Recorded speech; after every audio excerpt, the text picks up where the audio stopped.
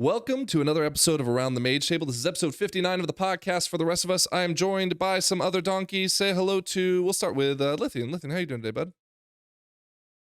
I'm great. Yeah, I'm great. Where are you? Are you on location? Yeah, I'm in my house. I'm in my house. It has there's a bed over there and bookcase. Which plot are you? Guys, Lithian got into the alpha? I'm plot 28. Yeah, you remembered. Yeah, I'm plot 28 on the Alliance side, so it's all good. Boo. We're gonna talk about that because now you can start picking out your plots now that they've Actually, can we do a plot review? We will, yes, we will. Yeah, because I know them. I have them memorized. Time. Please. So, okay, speaking of our plot review experts, Scrapclaw, how you doing? I'm doing fantastic. Yeah? Yeah, we're starting the podcast early tonight, so I'm full of energy. Yep. Yeah, I'm not yawning like I was yesterday when we wanted to do the podcast. Okay, Ayaski, how's your energy level today? I took a nap, assuming we'd start at least by 9, and when I woke up, I saw you guys were like, "Is 9 okay?" And it was like 10 minutes after, so I was like, "Guess it is." So I'm here. Nice. I'm here, and I should be good, hopefully. How's your mythic raid progress going? We're on a Soul Hunters is kind of a wall right now, but hopefully we get it down this week. All right. Well, I wish you the best because you got dinars in 2 weeks, and you need to start claiming some of that gear. Yeah. So if I don't get the boots in the vault ever, that'll probably be the first thing I use it on. But hopefully I can save it for like the cantrip weapon and trinket to get that going. But I'm trying to get the trinket out of the raid right now, and it's just not dropping for me. Guess who's done raiding for the season? Yeah, we officially hit. Fact. Yeah. Sorry. What's your fun fact? Oh no, I was gonna say fun fact. I was making it so my mage could have like a heroic version of both of those, and people with a crafted weapon that would have no reason to ever have both of them kept winning the trinket from me. So I was like, God damn it. Yeah. They don't even know what they won. They just won. That's the beauty of raiding with us is it's just absolute chaos. Everything's upside down. Eventually, I gave up and just crafted a weapon with embellishment. I'm like, the dream is dead. I would say we maybe next expansion adopt a add-on to do loot council, but we got to talk about those add-ons tonight. Mm-hmm. So you guys want to get straight into it? Wait, we don't have a wheel update this week? I felt like it's kind of more of the same. Did Phoenix pass me though? I haven't checked today. No, the wheel hasn't changed a whole lot. He's gonna be disappointed if we don't check the update and he's passed me. I'm not checking. Did he pass you? You can tell me. I didn't get it ready. I don't think he did. I did get something else ready though. I did get it because you asked for this last week. Yeah, okay, poll something else up. Okay, so we've got a poll. What I asked for? You asked to verify, do people copy and paste their it was a bad poll. Okay, why was it bad? Oh no, he's still behind. He's 10 points behind me. Yeah, he's 10 back. Okay, I told you how to word it. You said copy and forget they even exist. Yeah, I feel like that's loaded. It is loaded.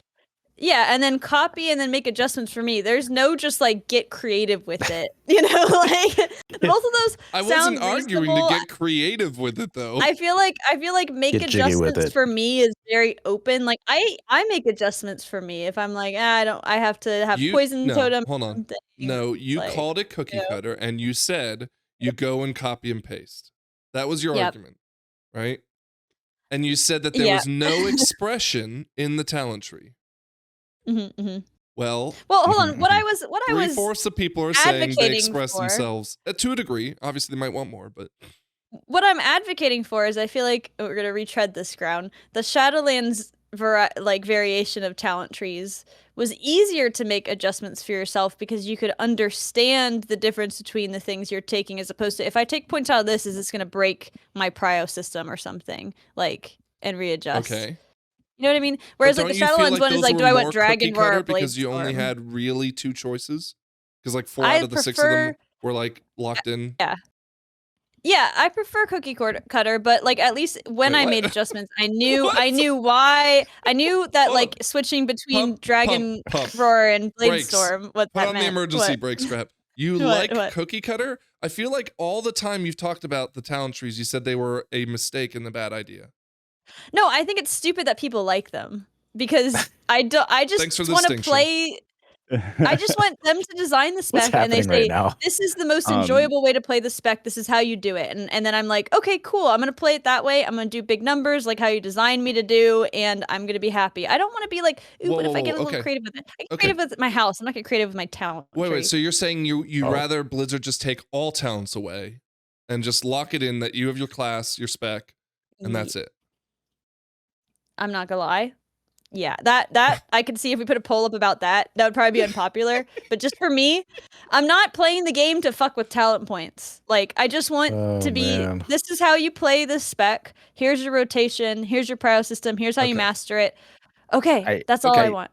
I think it was on our podcast last week. Someone had a really good comment about how a lot of the trees are, and I don't know who it was, so I apologize, but a lot of the trees are actually designed to be like, hey, you take these specific talents in this scenario, you take these specific talents in this scenario, and just yeah, exactly. And that's why you have so many, especially for like raid, that's why you could have like 3 or 4 different talent trees. So I mean, it does seem like obviously there's always going to be like a best set of talents, but it seems like there's a best set of talents for specific content. And if you find yourself not picking a particular talent, it might not be that it doesn't have its uses, it just doesn't have its uses for what you're doing.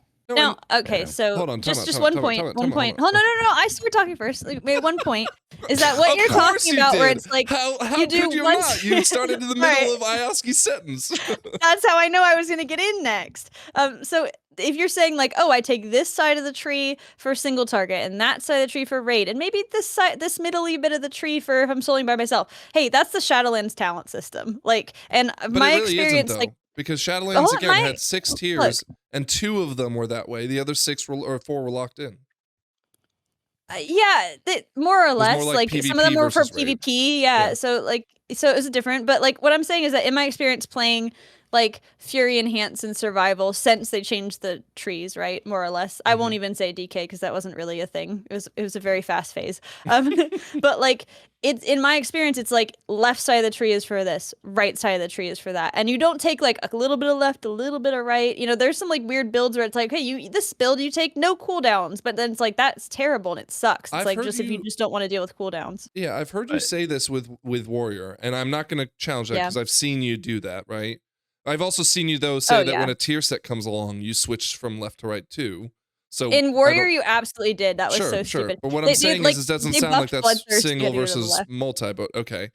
But in Survival, it's currently in Survival, and it has been currently in Survival right now live.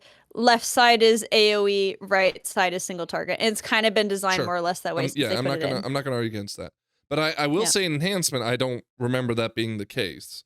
Now, granted, they did make some changes to it between the season I played and this season, but to be fair, I've only been playing Enhanced this season, and I've made no changes to my right side talent tree for any reason because there's only one viable build right now for keys. So but look at this comment right here from Brandon YR3NJ. I don't know if that's a YouTube thing or not.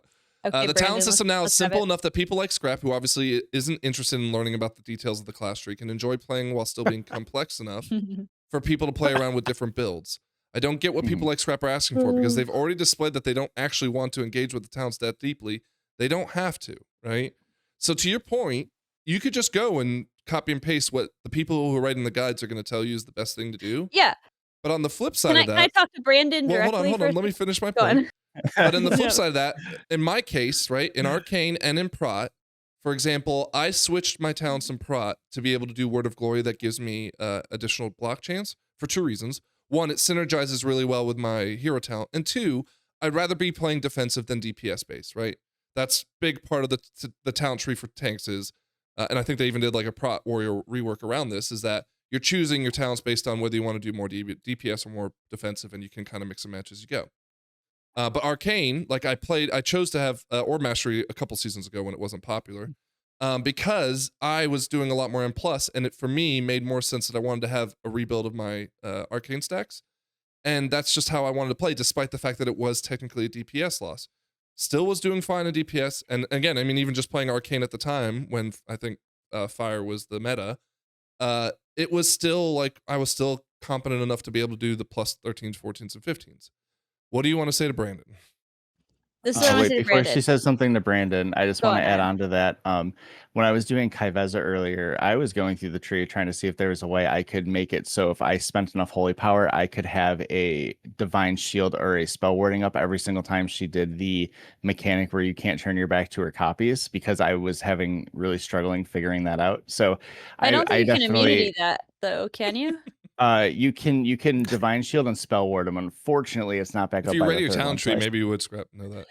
yeah, Wait, exactly. you can actually go through the whole phase, because I tried turtling and it kills you instantly. I tried like feigning death and it kills you instantly. Turtling You're is not a not paladin. the same as The divine. Like as Shield.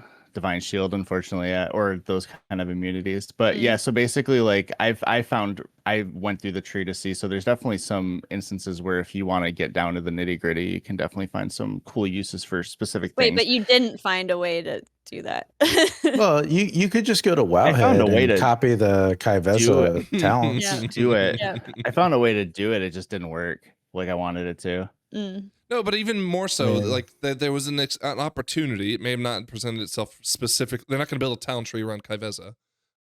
Yeah. But like there was an opportunity for him to look into seeing, was there, a way that would happen? And more so, you may have not even saw that answer, but you saw something else going, oh, you know what? I should probably take that additional stun reduction or whatever, because of X, Y, and Z. And it it's in there. Whereas the old version of it, which I definitely don't want, it was like every row was something very clearly the best, even if it wasn't a DPS throughput. It was just like, have divine shield, or do you want to cleanse yourself, or do you want to like stun someone in PvP for longer? It's like, clearly I want to have the divine shield. Now granted, there might be a small niche where I switched it, of course, but more often than not, there was a very clear cut winner in all of those, except for maybe one of the 6. What do you want to say to Brandon, Scrap? All right, now talk to Brandon so we can put a What I want to say to Brandon and to all of you is that the way that talent systems are now is fine for me, because I can just look up on Wowhead and not have to interact with it at all. So it's fine. That's what you have to say? Yeah. I'm extremely, like, my beef is that I'm annoyed at people like you guys who are like, ooh, new talents are coming. And so like this new expansion, they're like, new talents are coming. This is like our class content for the class, like new talents are coming. But also they're reworking to make everything simpler. It's like, okay, so you're adding I feel like so many talents are just fake. They're like, you have to take them to make the class work at all. It's like, dude, it's not enjoyable to just like fill out a point just to like get the ability you only I've know already that had. now because you played the class the way it was built based off of the talent trees you have now. Whereas when okay, so for example, Alpha is out and there are talent trees that are reworked on every single class effectively, right? Mm-hmm. You can tell even the content creators who know those classes very well haven't figured out how they're building their talent tree. Yes, Frank. These talent trees are for the people who like to build the classes. They like to figure out what's best. They're the alpha people, the world first people, the blah blah blah. Alpha people. Everybody else is a faker. Like you're Oh not my God. like you don't actually enjoy it. Frank, you're a faker. I thoroughly enjoy it. I thoroughly I'm gonna start screenshotting like periodically over the next like 8 months your build compared to like the build that is supposed to be. Yes, I'm going to do that because I'm sure that it lines up completely. I've made changes in every single one of my classes.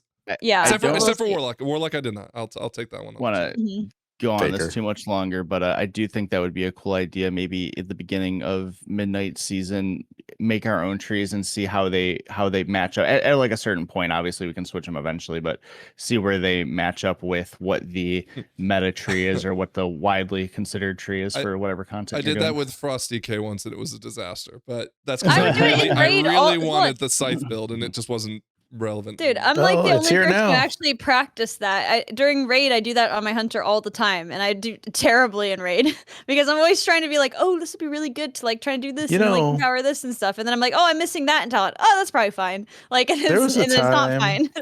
There was a time where Scrap used to top the meters in raid. That time is gone. Yeah, it's because she just obviously isn't interested in learning the details of her class. Yeah. All right. Yeah, It's I'm not. unfortunate. Like, I'm not. moving on. Moving on. Next. We got class. We're gonna go through some quick bullets real quick because we got some heavy hitting topics to cover. Okay. I didn't see this. Oh, dude, how much did they nerf Enhancement Decay shaman? by? So Frost. No, not yet. Frost nerfed. Beastmaster sounds like it's mostly nerfed, as is the Marksman Dark Ranger one.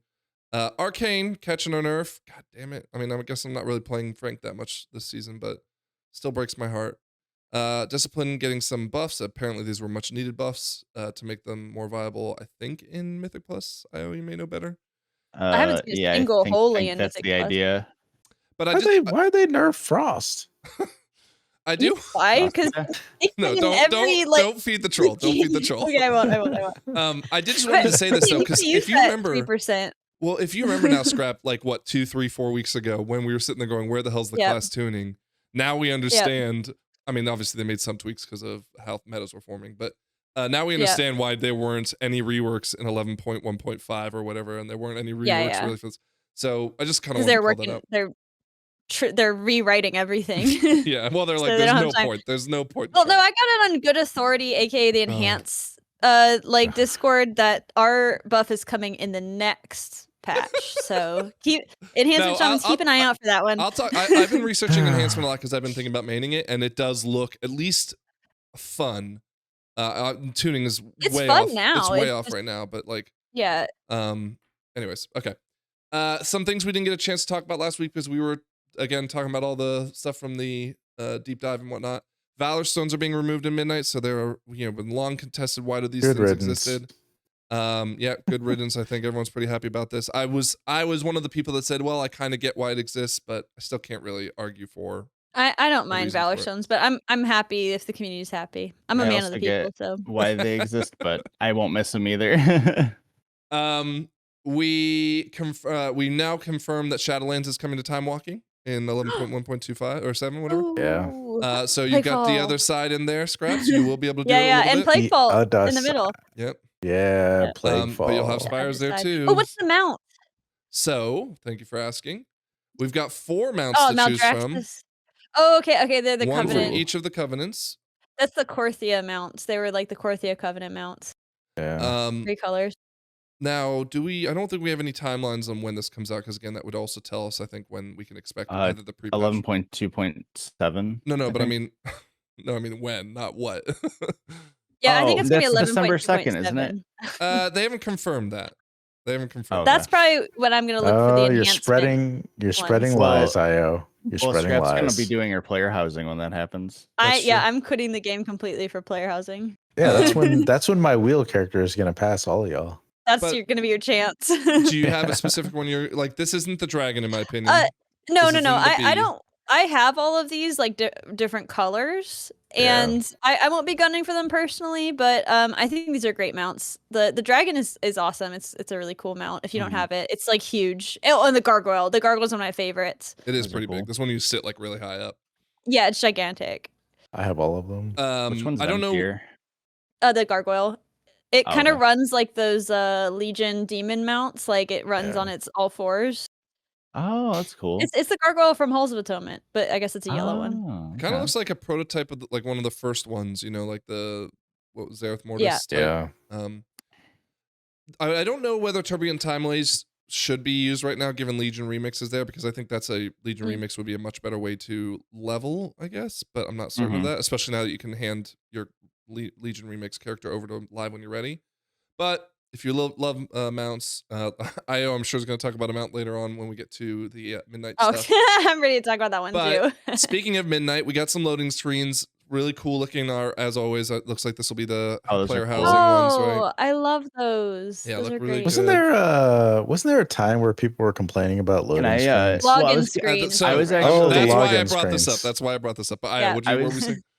I was going to say, I was just about to say how I think these are definitely a step up from more within like loading for sure. They seem like there's a lot more attention to detail and a lot more character put into these. But hold on, the dungeons like Dawnbreaker and Arakara and stuff, they all have really nice art splashes too. Yeah. I would even argue that the reason why they don't look great is because the dungeons have a different like kind of vibe to them that, Arakara and City of Threads or whatever, it didn't really have a lot to to really splash out at, you know? I think City of Threads had like the cool, like at the very end, there's like this mural behind the last boss, and that's what was being featured in the. I think that I don't have any problem with the splash screens for the dungeons this time around. I thought they were really nice, and these are no different. These look great. We didn't even get a chance to talk about the Arcantina, which is supposed to be a new evergreen feature, but we'll worry about that another time. What the hell is that? Khadgar, like, so the idea is that like Khadgar is saying there's so much bad in the world, we need to make some more. It's a cantina. And it's going to be like a cantina where every, and again, I'm glossing over this and could be getting it wrong, but like every week a major lore character might be there to give you like a quest to go to the Brawler's old world. Guild? No, but Brawler's Guild's coming back in 11.2.7 as well. What? Yep. What? Yep. That's coming like, back in 11.2.7. there's going to be a new Brawlers Guild, or is it going to be the Shadow? They just said it's coming back. Or sorry, BFA one. They haven't given the details yet. Oh my god, I love Brawlers Guild so much. But I brought this up not because I'm necessarily worried about this, as you said. Like the art's usually good, although I thought this was really cool to look at. But I wanted really to ask you, that. Scrap, taking odds now, what do you think the splash screen for the login? I think it should be a black screen, seeing as nobody like uproared at the last one like I did. Nobody so they're just gonna take it away completely. A black screen. How great would that be? They just say like, "Look, we're really trying to cut blank." Yeah, there should be a black screen that says World of Warcraft and Comic Sans at the top, and then you log in and put your password in. Because nobody was outraged about that like I was. And then even then, people who were mildly upset, they were like, well, it might change. It might open. I was it might one of those people, I will admit. Stuff. It'll change every patch. Yeah. What do you have to say for yourself now, Frank? What do you have to say for yourself now? They dropped the ball. Nobody Thank you. That's all I wanted you to say. I admitted that, though.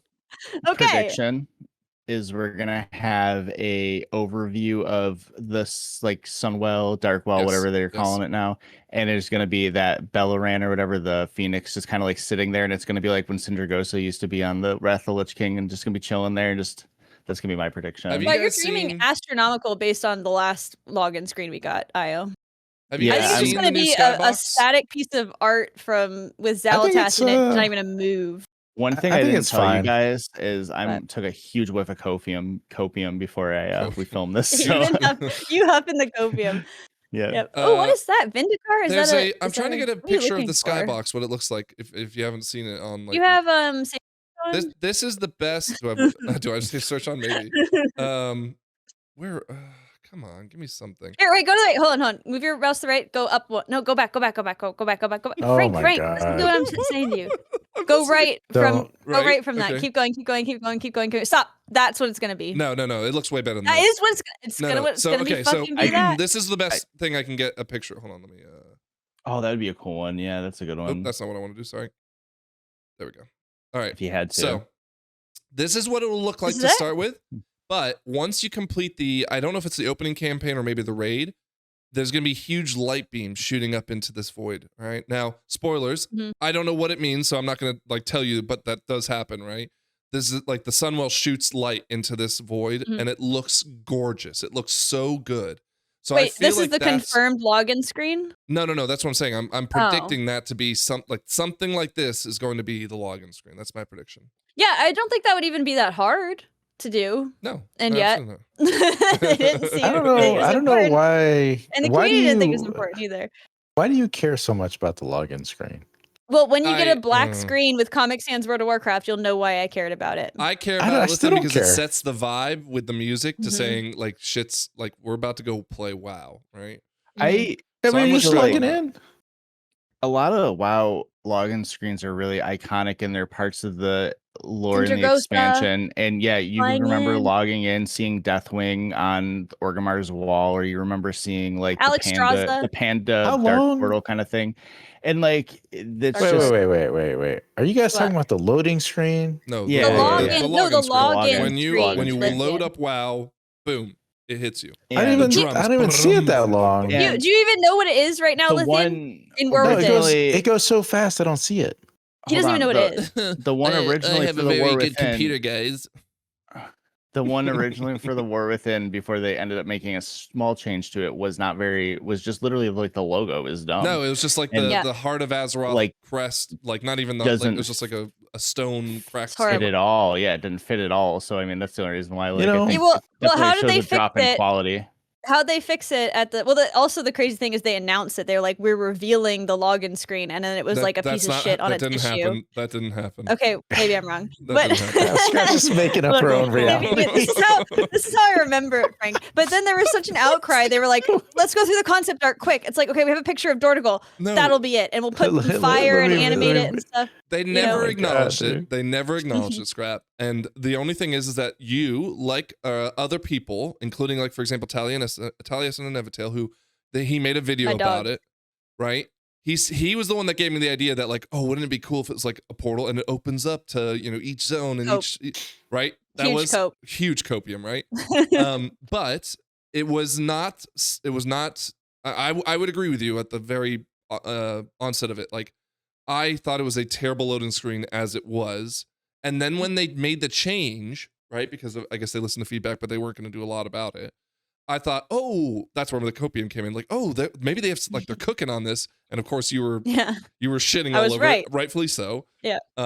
But anyways, I just wanted to get, you know, your opinion, what you thought it might be. But that's my prediction, is it's going to be the void portal and the Sunwell beaming into it. That sounds great. Sounds great. All right. I would love it for it to be that. I would be like, okay, at least they care. But I just don't want anybody to be mad if it's just a black screen with nothing on it. With Comic Sans. I mean, I wouldn't care. I'm clipping that for a short. Good. I wouldn't care at all. Oh, new mounts. I thought, Scrap, you'd want to look at this. Wait, slow down. Well, what are these? Mana rays? They're like, dude, they're Dragon Hawks. Those are so cool. Techniques a little bit of Amani MDL lore. Furious that there's going to be 15 variations of it. I was about to say a little bit of MDL lore. Technique was always very adamant about the Amani Warbear and how hard it was to get and how everyone's just gonna have it now. And now all these weeks now there's 15 versions of it. Yeah, now there's no 15 one can versions. tell which one's the original. You're saying MDL lore, but he said that on the podcast. He was like talking about I realized after I said that. So thank you for assassinating me, letting fun of everybody. The penguins are cool. Arcane Those are ugly. I won't have it. I like that. Look at those as paladins. Yep, redone paladin chargers. Yeah, I like that. So cool. I like that they updated a lot of these. New mana rays. All right, so we'll talk about the Dark Wolf Phoenix in a second because Lithian and I were fighting about it. More Dragon Hawks. We got a giant eagle. What is a death eagle? Well, I don't know if he's a death eagle or he just maybe he is. Oh yeah, he's got like he's like plagued. Yeah. He's a little plague. Well, he's a little sick. There's like troll they're troll. Yeah, they're like that's the really cool. what's that troll area in Northern? Zolamon. Oh, Zolamon. Yeah. No, not Zoldrak. Zoldrak, yeah, like Zoldrak or something. Undead troll lowest. The goblin tank is actually cool. let me here, yeah. So this just the goblin tank is the meta achievement. Yep. So start working on your meta achievement, and it actually loads in the same way. Here, I'll start. I'm not doing that. Oh, from Vexy Midnight Runners. Yep. So it's so cool. The meta achievement's so much work. How's it fly? How's it fly? It may not fly. It doesn't. Okay, cool. Yeah, Tidon doesn't fly. If you want housing stuff, do the meta achievement. I think there's a lot of housing stuff tied to it. Yes, there is. Well, you can always do it later, though. Each expansion. Yeah, you can always do it later. You don't have to do it now. I don't want to do it ever. It's too much work. We've got these grove crawlers. Oh, those are unique. That guy's so cool. Oh, I hope you can tame those. Scrabble. I know. I'm looking at stuff to tame. Dual tail cats. Harnier have some great Harnier. Great looks. New Hawk New Hawk Spiders. I'm excited for these. Oh, the feet look a little. Your blood chunky, of paladin, right? Yeah. Oh, they're very more chocobo-y with the big feet, which I like. The white one. Some kaijus. Look at this kaiju lord. He's cool. I like how he's flying like that ship in Star Wars that has the wings. They couldn't get him not in a T pose, huh? Yeah, they couldn't get him in like an animation. Some new holy mana worms. Those are cool. And then like the blood elf mana worms. Yeah, that's dude, the face looks just like the one in the cinematic. Hex eagles. So I think this is the undead one. Scrap the hex eagles. Okay, cool. Some Rutani birds, spore bats, wait, go back to spore bats. Glossy over spore bats. Ooh, I like that. That's kind of cool face. I love spore bats. You're an idiot. Dude, there's wing spore bat. You're an idiot. And then some vicious snap lizards. Oh, so it's the arena one. Maybe. Yeah, I don't care about that. But the vicious is like just the 1800 mount. So if you've been on the app or seen anyone playing it, there is a boss that they put up to test the new DBM styled, Blizzard add-on, not add-on, but Blizzard replacement for it. And you've seen the new mount that is allegedly going to drop in the raid. So the lore behind this, that's just a boss. The lore behind this is that the boss in the raid is like protecting the sun well, but gets corrupted. And there's like this cool holy / void mechanic where it like splits between the two, and whatever. But you can get them out, and I believe this void and holy kind of like, I'm gonna call it lava lamps in the way that like flows back and forth. That'd be cool. Like, bro, how you? It doesn't look like that from the model. How you gonna take a raid you're boss? not gonna see it from a static thing. How you gonna take a raid boss, throw a saddle on it, and call it a Dude, there's mount? so many bosses that are like that. What the fuck are you talking about? They literally did it this patch. You reckon the right dragon around we fight in Nexus King Saladar like, is the mythic boss mount. Listen, I got a saddle on fucking Onyxia, dude. Like, yeah, we've got Deathwing as a saddle. Do you think at some point we're gonna get a hero talent that's like void and light together, kind of like how the frost fire is? That'd be interesting. What, for like a Shadow I wouldn't be surprised. Shadow Priest Paladins, maybe. I wouldn't be surprised if we see a new spec later in the expansion. Oh, okay. There is spoiler, like a new spoiler. New support. Now this is a huge rumor, and it could be completely fake. Okay, but the people have been handing it off like it has some weight to it. But there's rumors that there will be a raid in against Stormwind.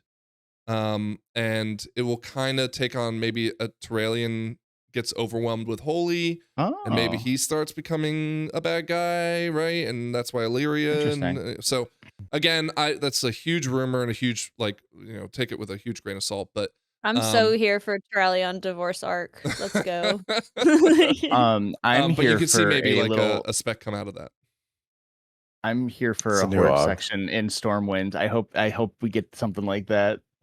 So have any of you looked into what Silvermoon apparently is supposed to look like? I mean, apparently it's massive. It's like the size of Saramar City. I saw the map where everybody was. Yeah, I've seen the map, and I saw I think Max was doing a stream yesterday where he was talking to add-on developers, and he was flying through, and it looks beautiful. Yeah, the whole zone that they had up, what now would be last week, looked gorgeous. Zolomon is up this week, so that should be really cool. And the new dungeons are up with it, so hopefully people are putting up videos of those. Okay, well, again, gorgeous looking mount, and the raid's shaping to look really cool, and maybe epic conclusion to it based on what we see happening at the Sunwell in the Skybox. Some news around what's changing with things like Mythic and Heroic Track gear. So it looks like you will be able to get the Mythic Transmog from Hero Track loot again, meaning that if you hit 6 out of 6 on the Hero Track, you will see the Mythic loot appearance. That was like a bug, right? Well, what? I don't know if they ever said it was a bug or not, but they did like change it. They said no, you had to do I think Mythic 2 out of 6 to be able to get the or maybe 3 out of 6, I don't know, whatever.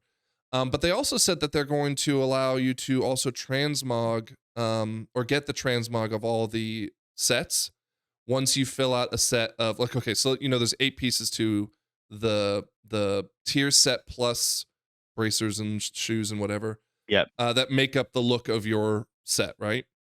So apparently in Midnight, if you get the entire, let's say, heroic track of all those pieces, everything below will be unlocked for you as well. We may have said that last week. Yeah, but it means that you can get the LFL, we talk about if that was easily. Is that retroactive? Like if I have a full Shadowlands set, will I get the Raid Finder all of a sudden? No, but that's they haven't confirmed it. But they did change it in Legion Remix to where you buy every single color when you just buy one. So I think that's the idea, is they're going to eventually go that route. Well, the argument actually is being that the reason why they allowed it is because they're seeing how popular dye is working within player housing, that they might implement it into gear soon. Oh, and that's why they're saying, well, we might as well just give it to them and not worry about it. I want pink armor. The option to dye your gear in Baldur's Gate 3, and that's a great feature. So that would be really cool if that's a new Final step. Fantasy has it.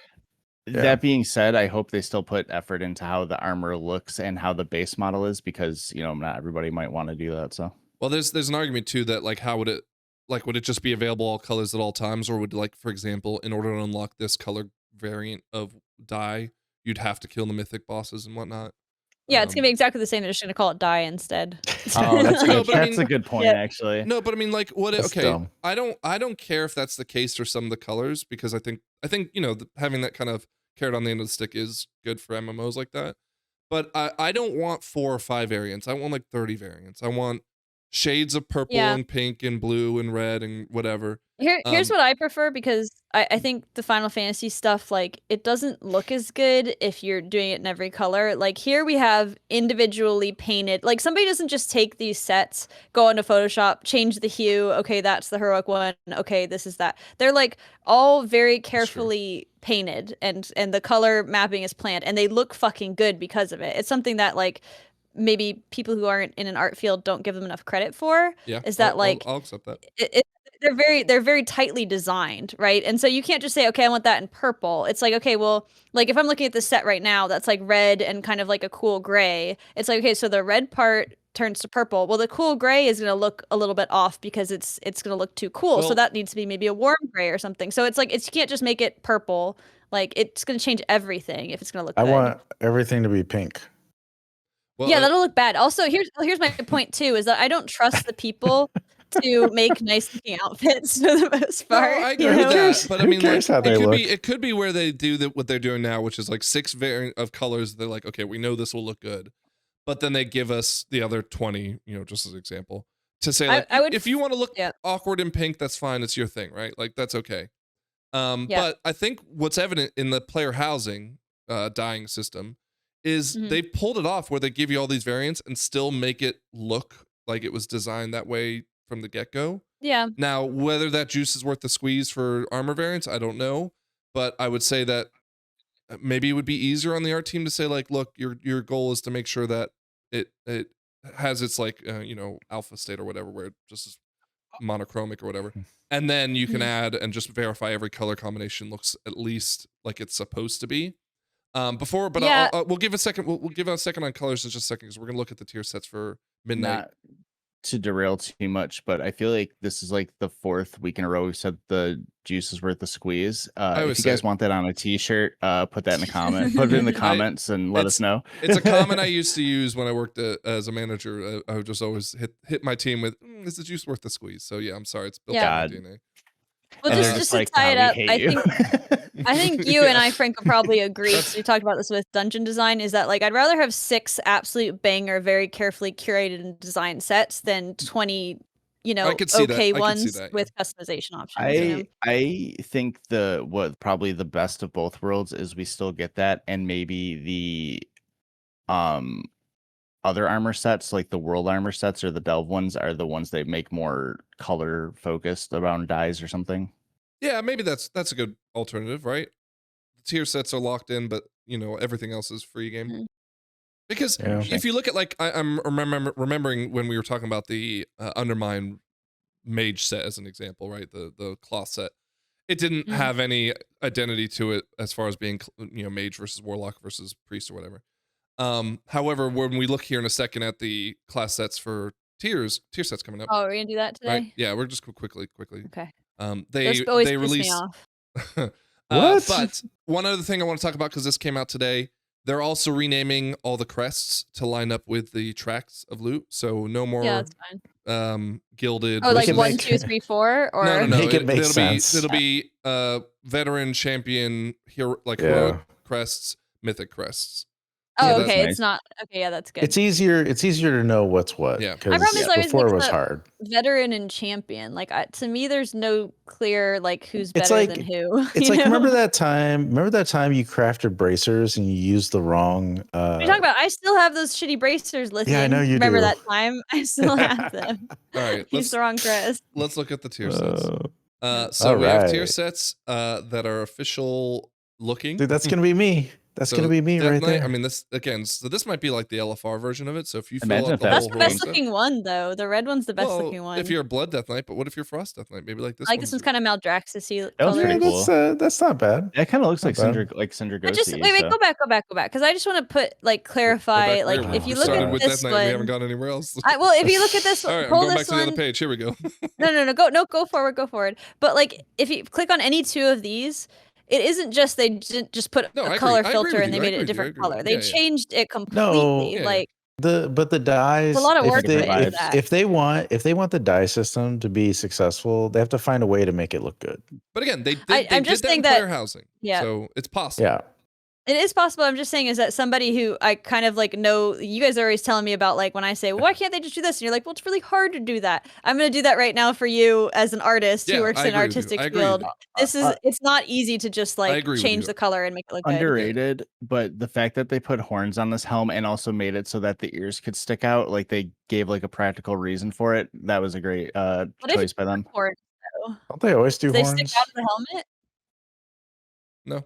Like if you're Demon Hunter and you have those abilities. These aren't horns. These are just like little socks that you put your normal helmet. Oh, you put your okay, so hold on. Little, a horn is not a foot. It's like hard keratin, right? How do you put it in there? It's just the same way. Your foot's hard, right? You just put a sock over it. No, and well, a sock is not hard. Is that a sock? No, I know this isn't. That's what I'm saying. This is like okay, fabric. that's sock. I want to see does your horn stick out of that because that's Druid's got the toes out. The fucking foot fetishist is at it again. Like to see Mage. I bet this looks good live though. Like it kind of has a good glow. I like the kind of leaf vibe. Like they often do this kind of like flowery, kind of not exactly scale mail look with it, but this is just like straight up leaves. It looks sick. Was it Laridar or whatever the boss in Amir Giselle kind of looks like that? That looks cool too. That's like an Emerald Dream kind of vibe. Taylor Swift? Nobody cares about evokers because you can't see any of this. No, you can see the shoulders, and the shoulders are the best part. I fucking hate the shoulders. They look terrible. What? I love them. I think they look great. What are they? What is it? It gives like edgy anime anti-hero. Like I don't like you, but it gives Seto Kaiba. It gives Kaiba. It's giving Kaiba. They talked about it in some interview. I don't remember that. Like people are saying they kind of wish they could do their visage form fighting. And maybe they said like maybe that will be something they're working on. So maybe this will be something you see more often. But like, dude, if you were a warrior and you could, if you're a warrior and you could be a dragon or a twink, I think being a dragon would be better, right? Like for combat. I don't like this. I hate the slippers. Yeah, what the fuck is with that? They look weird. Like how do they stay on? They didn't want to put the toes out, so they put little horns on. Hold on. There's little spikes on the top of it. You're supposed to be kicking people with your toes. Why wouldn't they put like it's like it doesn't make any sense. Famously, you kick with your legs. You kick with your feet. It's fine. Yeah. It's fine. You guys just that's dumb. How do you kick somebody like that? You have to get under them. I like the gradient here. I will Hunter. say on all of these, I love the colors. The colors are really kind of new and exciting. Like are you just saying that costume for a kid? No, I was saying this when we looked at it. Are you saying that though, just because you're trying to make the argument that they shouldn't do dye? Yeah, she is. I think this really supports my argument in an interesting way. I hate this, but it's better than like a costume. I hate the helm, but everything else I think is fucking. Oh my god, it's way too many spikes. Look at that belt. That looks so good. Now this is what I always say I want though, so I'm gonna say I love this just to be that way. To be supportive. If you want to be a hunter, if you want to do hunter vibe, just pick something that we kill, put it on a shoulder, give me the tail on the belt, some bones and shit. It's like, okay, that makes sense to me. So at least they're doing that. Slaughtered. That said, I think it's fucking ugly, but I will be wearing it. That's probably my favorite one. I will be wearing it. Mage's toes out. Why? Hold on. No way. They're doing toes out on this one. Sorry, they are. It's right there. Why? Look, toes out. They're not. It might be not implemented. It's fine. Relax. No.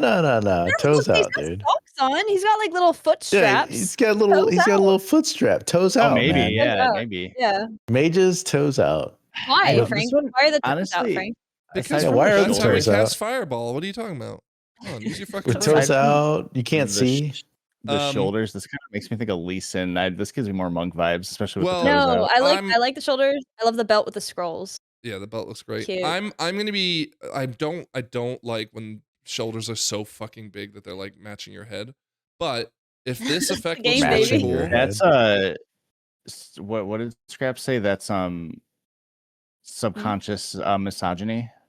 Well, okay. There's hold on. I didn't say that about. There was more context. Is that what Scrap said? No, I was saying Scrap like, Claw. Hold on, let me fill out the context. I was saying no context needed. It's silly to run around in like a male bikini. Like cancel Scrap. no, listen to me. Listen to me.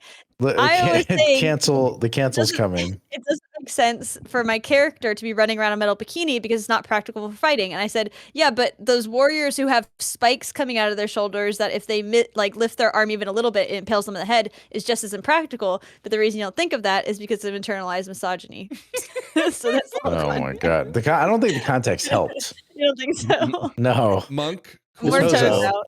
I like samurai vibes. Yeah, I like that a lot. Yeah, but I like the Man, claws and the get out of shoulders. That here. looks I cool. hate I this hate whole the thing. ponytail, but I it's wonder. hate I the whole know. I'm thing. willing to bet the ponytail falls. I bet that falls down. you're probably right. The whole thing sucks. Get out I of here. don't think so. I think it looks pretty. I like cool. those colors a I lot. don't like it at all. I like it. It's cool. Paladin. Paladins Oh, are looks Oh, pretty dumb. good. Paladin looks great. It looks No, like tier Paladin looks 2, doesn't it? amazing. What are you talking about? I feel like they Oh, put tier a two's lot of judgment. I extra. see where you're going with that, but I don't quite agree. This it looks does like very what similar to some Anduin's of the stuff. been silhouette looks wearing. great here too. Is there I a like face on the side? face on the cloak. Yeah. Yeah, it's kind of No, like on the Dark side. Like there's a Soulsy. face. There's a face on the arm, on the right shoulder, on the left shoulder there. No. No, You I don't don't see see it. it. You don't see the It's not a face. face. Oh, you're That talking is about a right face. over here. Right over here. It Oh, is. you're Yes. right. Yeah. Dude. Oh yeah. That- What are you guys That's- blind? Dang. No, you Oh, said it's left the Kingdom shoulder, and Death. I said, So oh, cool. left, like this. Left shoulder, right shoulder, whatever. Because It's a This is What shoulder. that's about.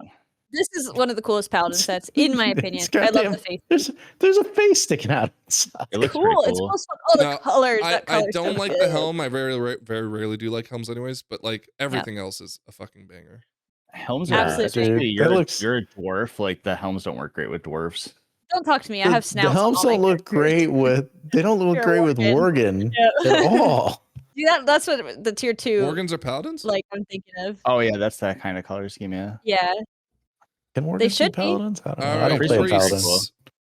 I like that. Don't Hit like it. Icarus flying Oh close to my the sun. gosh, You know, what actually, is the going shoulders are on? pretty He's got cool. the but- shoulders are sick. Yeah, I like this those. Yeah. this on its own looks awesome. I don't know how I feel about. Well, I guess it's It looks a little bit too like not like cloth. Like he's got too much armor on. Does that They're make doing sense? too much, like those are man. big. That's very That's too paladin-y. much.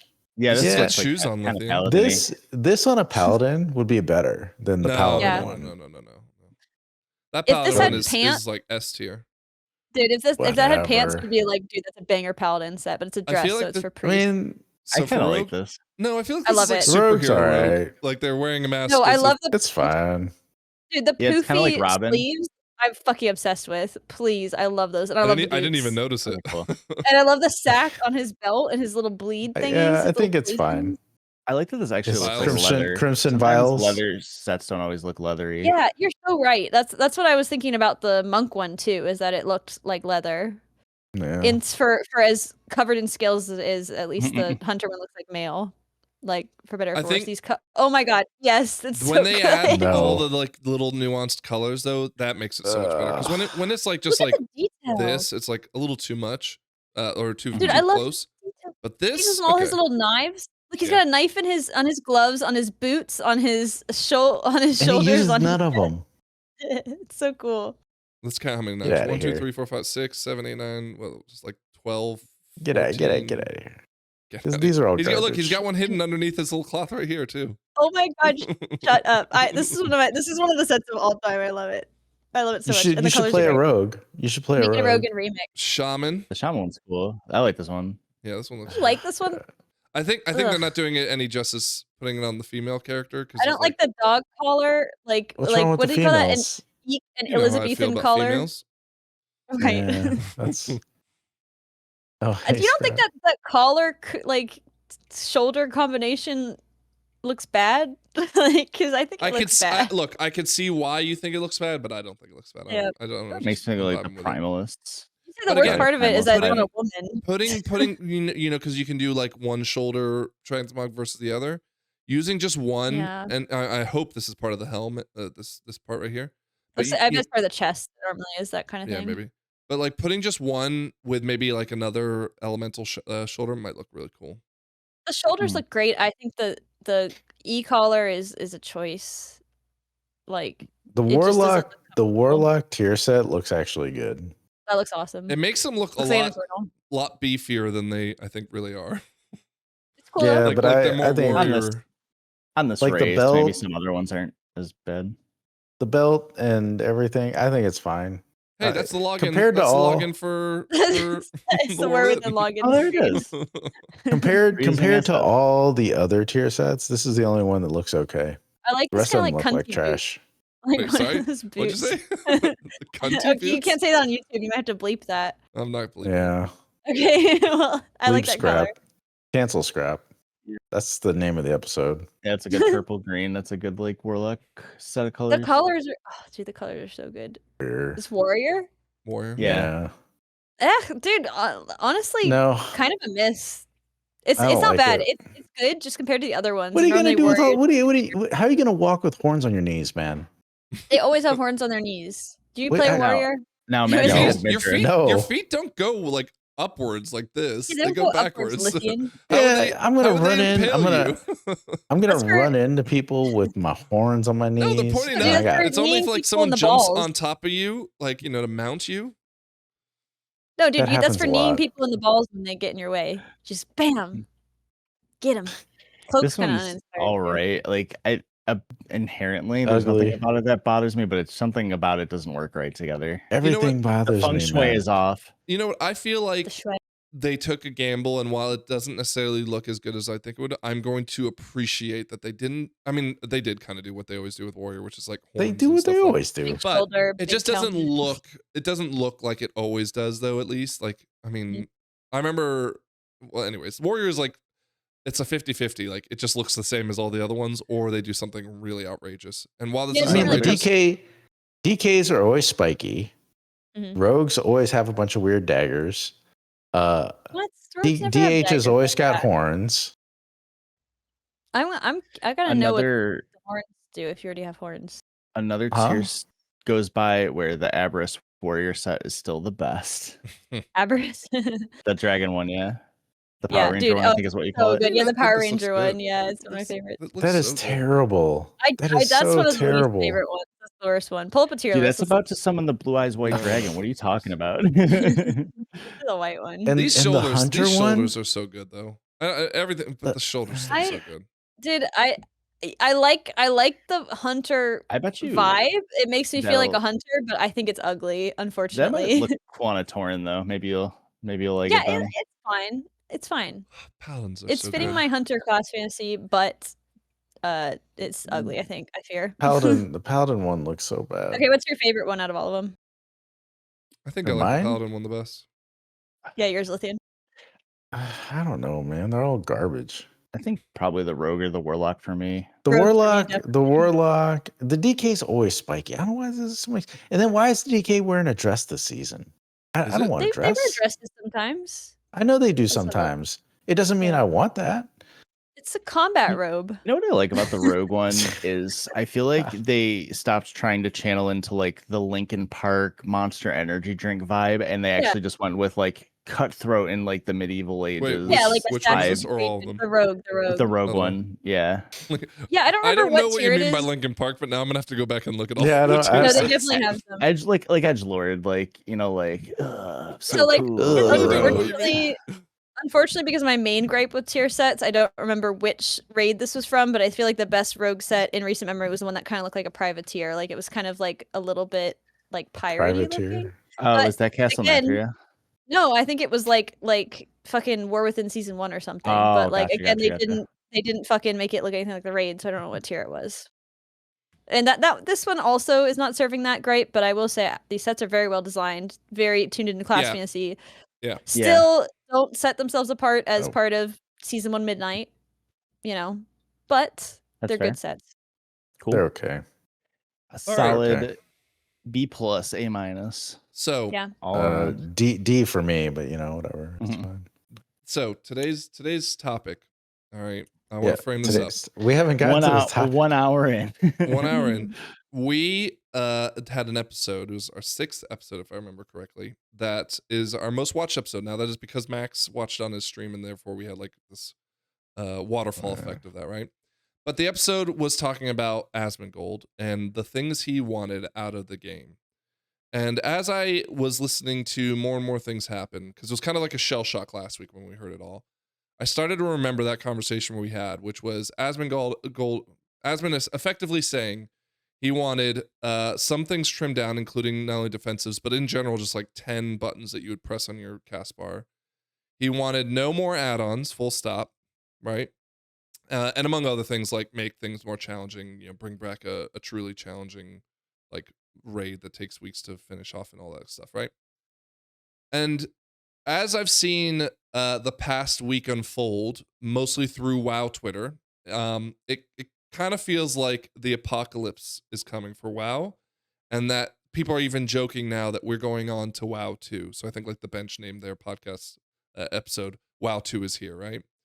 And God. one of the things they were gonna name this one is WoW 2 here? Question mark. No. One of the things that makes me realize that I know WoW 2 is here is the new physics that they have for curtains. So oh my god, huge. What? Dude, that looks like shit. Like, what the fuck? That looks terrible. No, all things What? That can't be all serious. things aside, right?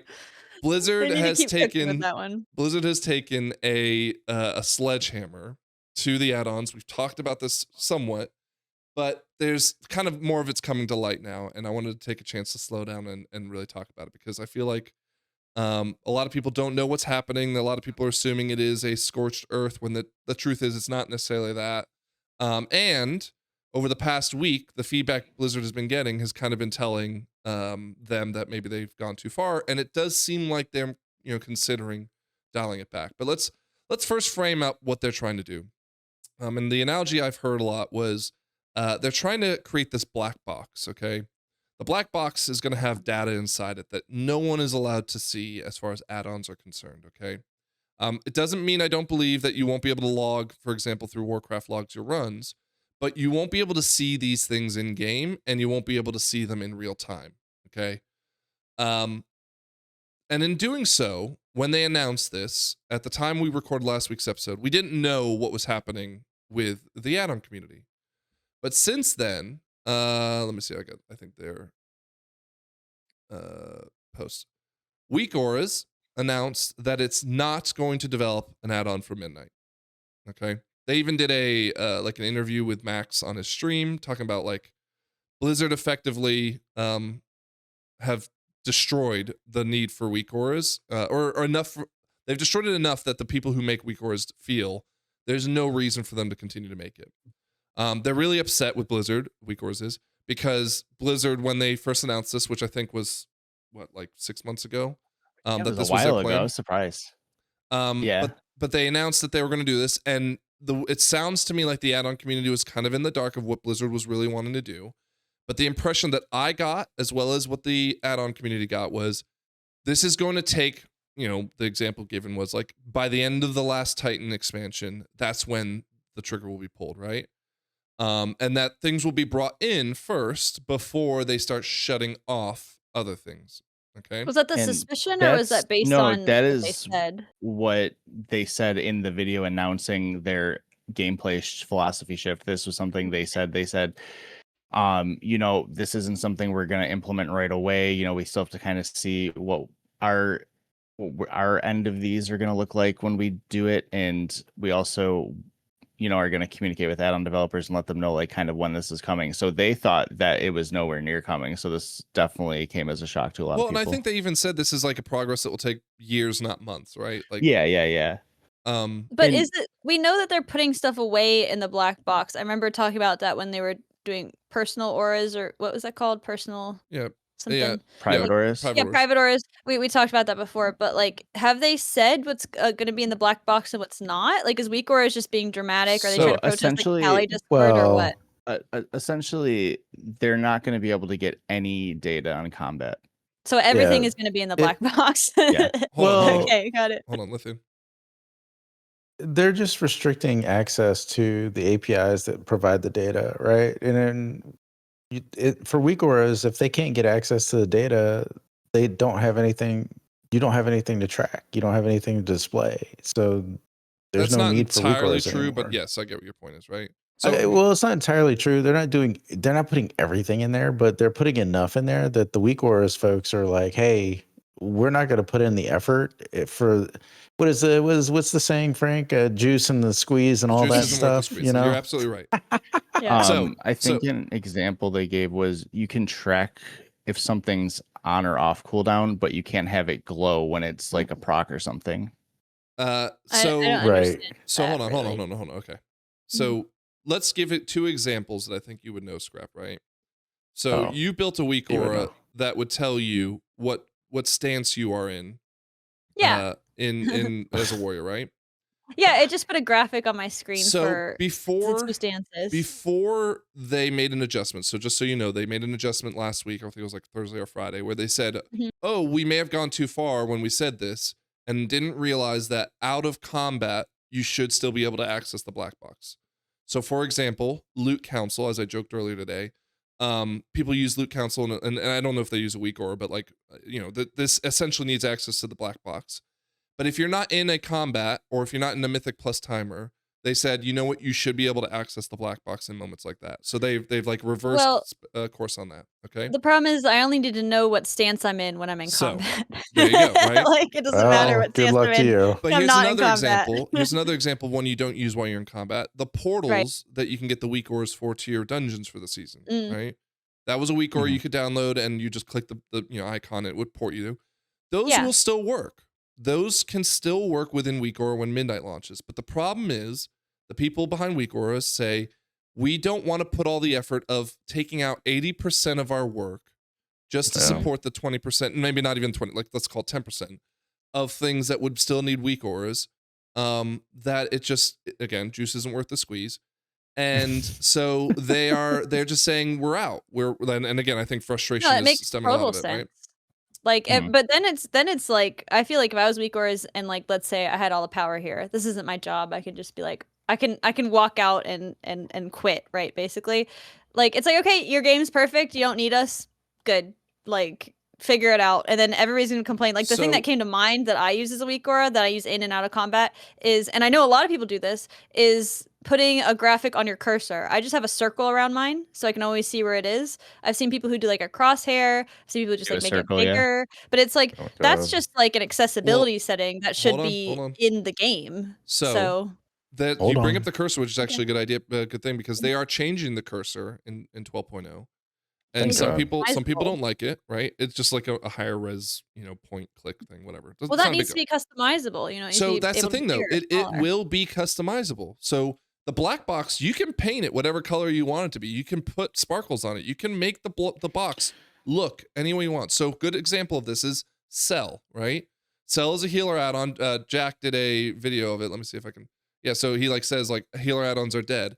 The truth is, the part of the add-on that's dead is the stuff that feeds Cell to tell you like how much tracking. You know how if you click on some of the healing add-ons, it'll show you like a opaque or a translucent whatever bar of how much your heal would theoretically do for them. You won't be able to see that. You won't be able to see what kind of statuses they have on them and stuff like that. Not necessarily through the add-on. You can see it in game ideally.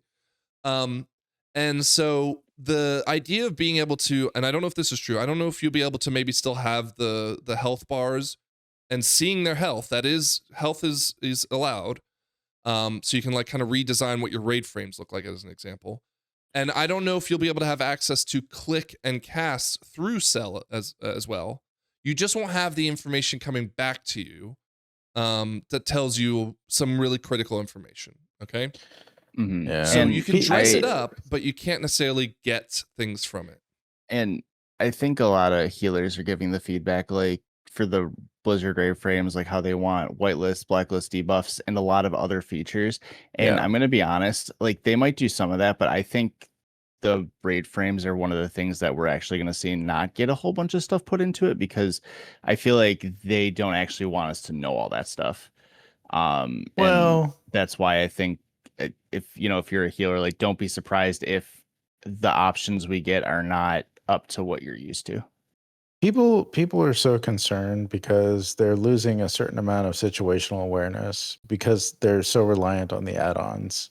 Well, and they feel like their gameplay is going to take a step back because now they don't have that same level of situational awareness about what's going on, because they can't just stare at Cell and have Cell tell them everything that's happening. They have to look at other places. Or maybe they just have to figure out how to play without. And And my thing is, people are going to have to adapt, or they can quit. If they want to quit, that's fine. Well, and let's be clear. Blizzard is adapting the raids and Mythic Plus around it. I know. Yeah. Now, hold on. That's the other part. Can I, before you go on to this, I just want to also piggyback off what Lithian is saying, and it's something I also agree with, is I think we need to realize a lot of what we use these things for are cognitive load, because the game is so complex. If they decide, hey, listen, you need to play the game using our UI, that's how we want it. Obviously, accessibility is a big concern if there's disabilities. I know the what was it, Undaunted, the Deaf Guild was concerned because they use Libicors to communicate in their runs. So obviously I'd like to see something Blizzard can do to help people like that. But if they decide, hey, listen, this is how we want the game to be played, there's not much we can do about it. You just got to deal with it. Here's my thing is that I think they're trying to offset. They're saying look, we're removing the ability to use add-ons in such a way, but we're also removing a lot of the cognitive load with how they're redesigning classes, redesigning combat, stuff like that. But here's the problem: is you can say that problem. Okay, healing takes too much cognitive load because there's so much you have to track, and nobody would argue with that. But how many fucking people use GTFO? How can you make so it more? I would never use that. Well, how can you make not standing in fire more? So it makes a loud noise. Let me finish explaining. So just for Frank, it's just if you're standing in fire or something bad or about to get hit by something, it makes a loud noise. A lot of people use it, but it's how do you make it less cognitively loadful? I don't know what the word is. Then you're in fire. People are using this because they need more. I have a counterpoint to that. Okay. I'm going to use something they say in the Dark Souls community. You get good. you just got to learn. What people love about this game is that they can play. Well, let me say to this point is that what people love about this game is they can set up their girlfriend or their boyfriend or somebody who's new to video games, and play at decent tiers because there's I don't want to say accessibility for being stupid. I need a WoW girlfriend. People who accessibility for people who are new to video games. I remember there was a guild member who had the no pet weak aura, shit like that. They're adding sound effects into the moments of the fight like that. Now, granted, do they have it set up so that you'll hear a sound effect when you're standing in fire? I don't know, but that's what they in this build of the alpha that came out today. They added the ability to have text to speech, so it'll tell you boss is casting this or whatever, right? For accessibility, but it also have sound effects that can play when certain things happen, right? Yeah, but what's great about weak aura is it's customizable. I don't want to be screamed at every time I'm standing in fire. Well, it's customizable. Yeah, this is customizable. And here's the thing. And back to what I was saying, or Frank or whoever said it, they're making adjustments to all the encounters and all the dungeons and everything else to account for the cognitive load that used to be required, and which is why you needed all the add-ons in the first place. Bigwigs is still releasing stuff, and so's DBM. They're both coming out with stuff so here's Bigwigs, right? This right here on the left is what Blizzard is adding for the timeline to show you boss mechanics, right? Looks so good. I like this, and I probably would prefer to use this. Now, it's not that great when it comes to customizing it, right? You can't apparently move the words over to the right and stuff like that. Blizzard can fix that in alpha, but let's say they don't. Let's just say they don't, right? Who cares? I looked in a different spot. Bigwigs is still going to give you the ability to see those numbers because this information's outside the black box, so they can still give you the bar that you're used to seeing in Bigwigs, right? Yeah. And with that, there's no reason that the logic can't say when it hits 0, it makes a sound, right? But Blizzard is also allegedly, I haven't seen it for myself, adding that functionality as well. So that's the one side of it. But the other side of it, as Lithian was just explaining, I think everything we're used to when it comes to Mythic Plus and raiding is going to be completely different going into Midnight, right? Yeah. Everything that we're worried about. Well, no, I mean, and yes, you're right. They could completely screw the pooch and really fuck it, right? Yes, they could. I have a question around that in just a second. But the thing is that I think that the reason why they did this so drastically is there has to be some confidence, unearned or not, I don't know, right? You could argue they don't have that right given their track history. But I feel like that they have some sort of level of confidence to say this is the time to do it. I think last week we even talked about it. the only way they can really make sure this works is to pull the entire thing out. Otherwise, like, they're just kind of always playing in the space of what are they relying on versus what did they not want to rely on. And again, based on what we saw in the patch notes today for the alpha for phase 2, it sounds like in the coming phases, Weak Auras saw the patch note today and said, nope, not enough, but they know that next week is supposedly something's coming. That they're going to say, well, hold on, you guys are right. Like, we didn't realize how much you love this aspect of add-ons, so we're going to allow Weak Auras to do this. The problem is that Weak Auras has said, unless something drastic happens, they are going to stay out of it. And so my question... I think they should keep their foot down. Well, so that's my question to you is, did Blizzard maybe shoot themselves in the foot by pissing off Weak Auras to the point where they were going to rely on Weak Auras being there for some things to like fill in the gaps of what they don't have dev time for? And because this has now happened and Weak Auras is out, do we see Blizzard course correct as a result to earn or get Weak Auras back online to give them more time to dev? Or do they say, you know what, that's okay, the pills, the medicine's tough and we got to take the pill? And then just throw themselves to it and get ready for some criticism to go along. Can Blizzard just buy Weak Auras? Like, I hope they can make their own Weak Auras. I hope they say fuck it, and we're gonna keep moving forward. So do you think Weak Auras is punishing them? I think they're trying. Or do you think Blizzard was okay with this from the get-go? I think they're calling their bluff. They're saying okay, let's see what you got. I hope Blizzard doesn't go back on a bunch of stuff because of the drama that Weak Auras is trying to put out there. I don't care. Weak Auras goes away, somebody else will come in and do the same thing. It's not the end of the world. So to your point though, sorry. Who cares? Like the mouse, the circle of the mouse, that doesn't require Weak Auras to build. Someone could make an add-on to do that. There's it just would be a plenty separate of them out there. A couple thoughts. One, I think a reason why it's better for them to go the Scorched Earth route is because I know for me personally, no matter what Blizzard put out, no matter how good it looks, I would just use what I'm used to until I'm forced not to. Yeah. So I think that had something to do with it. And also, what I've seen too is I've seen a lot of what people are calling kind of like a PR strategy where they go Scorched Earth and then as they get more feedback, then they kind of start to lift the restrictions and go, oh, look, yeah, you guys are right. We should put this back in. It's just kind of a way to instead of take things away, take everything away at once so everyone's mad, and then as they put stuff back, people can be like, oh, at least I put that back. Oh, I think if I can put my tin hat on now too. Oh gosh. I think to me it seems why they're making this choice now is related to like housing, because which might be a jump, but listen to what I have to say. So they're bringing in this huge new housing system, and there's not really an MMO that's contending with it. There's not really anything like it. Like Final Fantasy has a lot less customization. I mean, this shit looks like The Sims, but this is multiplayer online. So I'm thinking they're planning or like hoping that they're going to get a lot of new subs, people who've never played WoW before, and they know that their game is the core gameplay loop is largely inaccessible to a casual gamer who's never played WoW before. Somebody who comes in is like, oh, I like the houses, but now I need to earn this couch. I have to interact with the raid, and they see like, fuck, I don't know what I'm doing at all. There's way too many buttons, and the casual gamers are going to be casual gamers no matter what. Yeah, but it's even the casual WoW gamer has to know a fucking lot about just like I think you're onto something with that, and that's one part of the reason they when they first announced it, Ion was like, hey, we want people to come in and play the game and not have to be like, wait, why do I need to download all this stuff to know how to play my class? Like, we've all acknowledged this arms race of like more complex raid mechanics, class mechanics, like with add-ons, like they make a complex raid fight, there's an add-on that trivializes it, it's like, and if you look at fights from like Burning Crusade, raid fights from Burning Crusade versus raid fights now, I mean, the complexity is insane. Like, it would blow somebody's mind playing Burning Crusade if there was some, like, the first raid boss now was in Burning Crusade, dude, that would blow people's fucking minds, because there just wasn't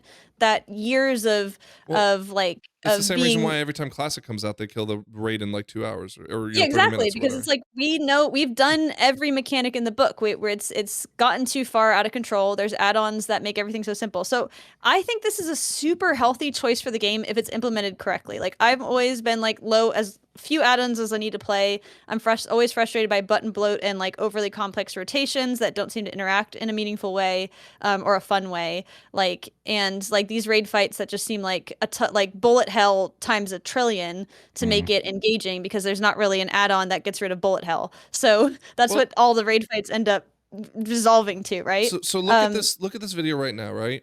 There's nothing in here that I've been watching. You know, knowing when things are coming is nice. Pulsing AOE, right? Like. Yeah. So we've got a bird attacking you right now, and then it's gonna hit you with this swirly thing, right? Now, whether you need to, yeah, well, so whether you need to or not, that's where the dungeon journal comes in, right? And then you've got like a bird here, which again, I think there's like something that shows up on the ground to say here's where it's gonna hit. Boom, hits. There's a new ad's out. There's nothing here that makes me feel like we're missing weak auras.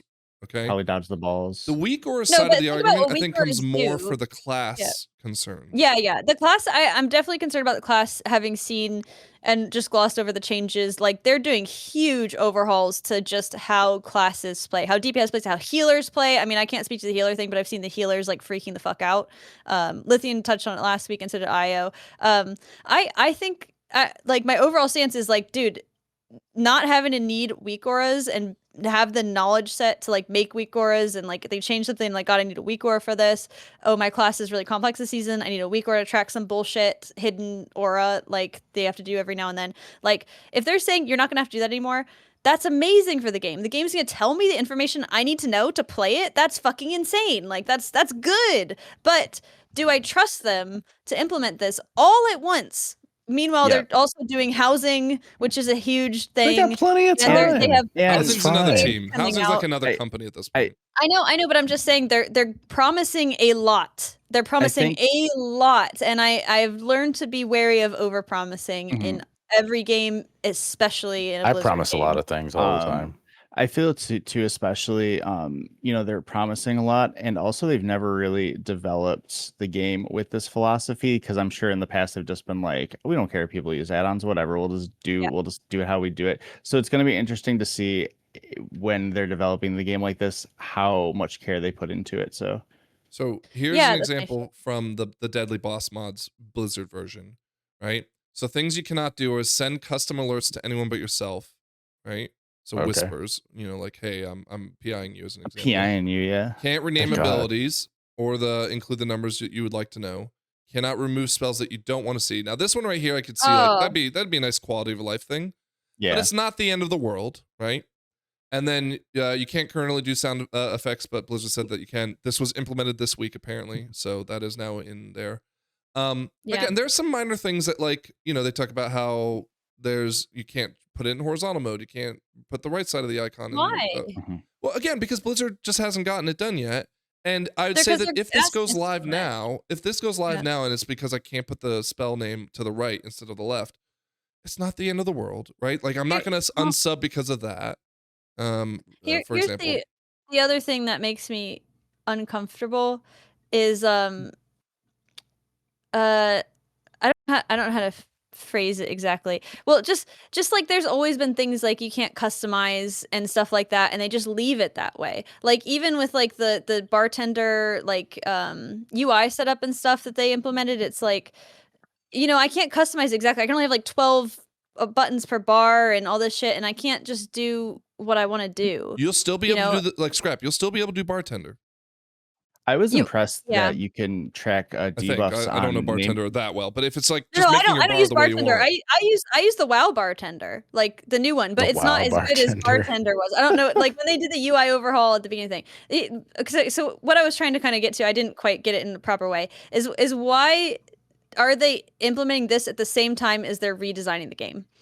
Why didn't they redesign the game first, then cut out the weak auras? Because then I can see. Well, I know what IO said is IO was like, well, I would still use the weak auras, and then they'd take it away to blah blah. But I want I want to see and like potentially give feedback to like, oh, these are the things that the WoW weak auras aren't telling me, that I still am using. I'm still patching it with my actual weak auras as opposed to throwing me in the pool and saying, okay, swim.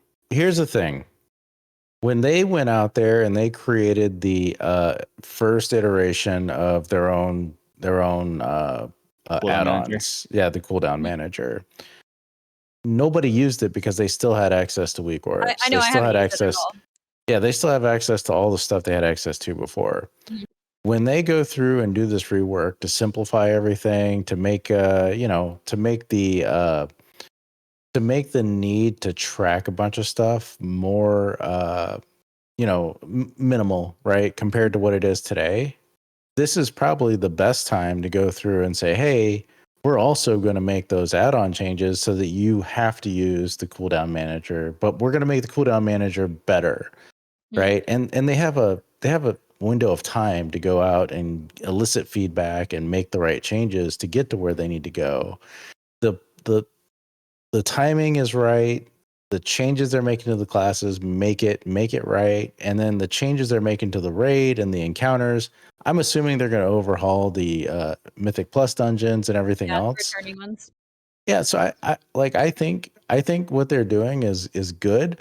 The problem I have is the same problem you have, is they haven't really gained a lot of trust with a lot of the community because like that cooldown manager sucked, right?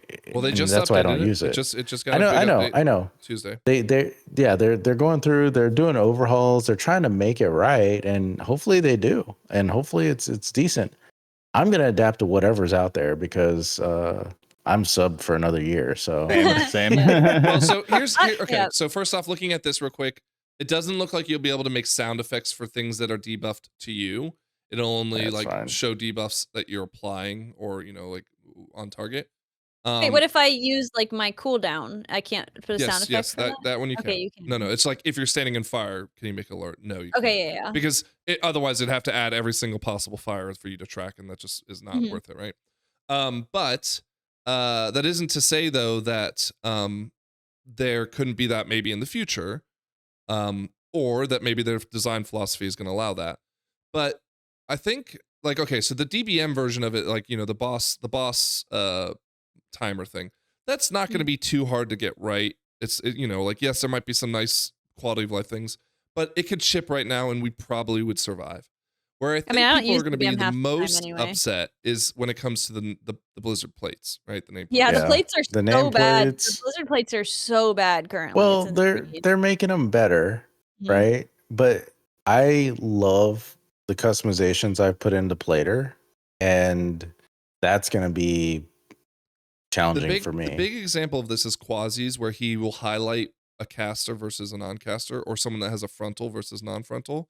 Now, in fairness, it gets to a point maybe a week or two into the patch that you start to kind of know those mobs from the get-go, right? Yeah.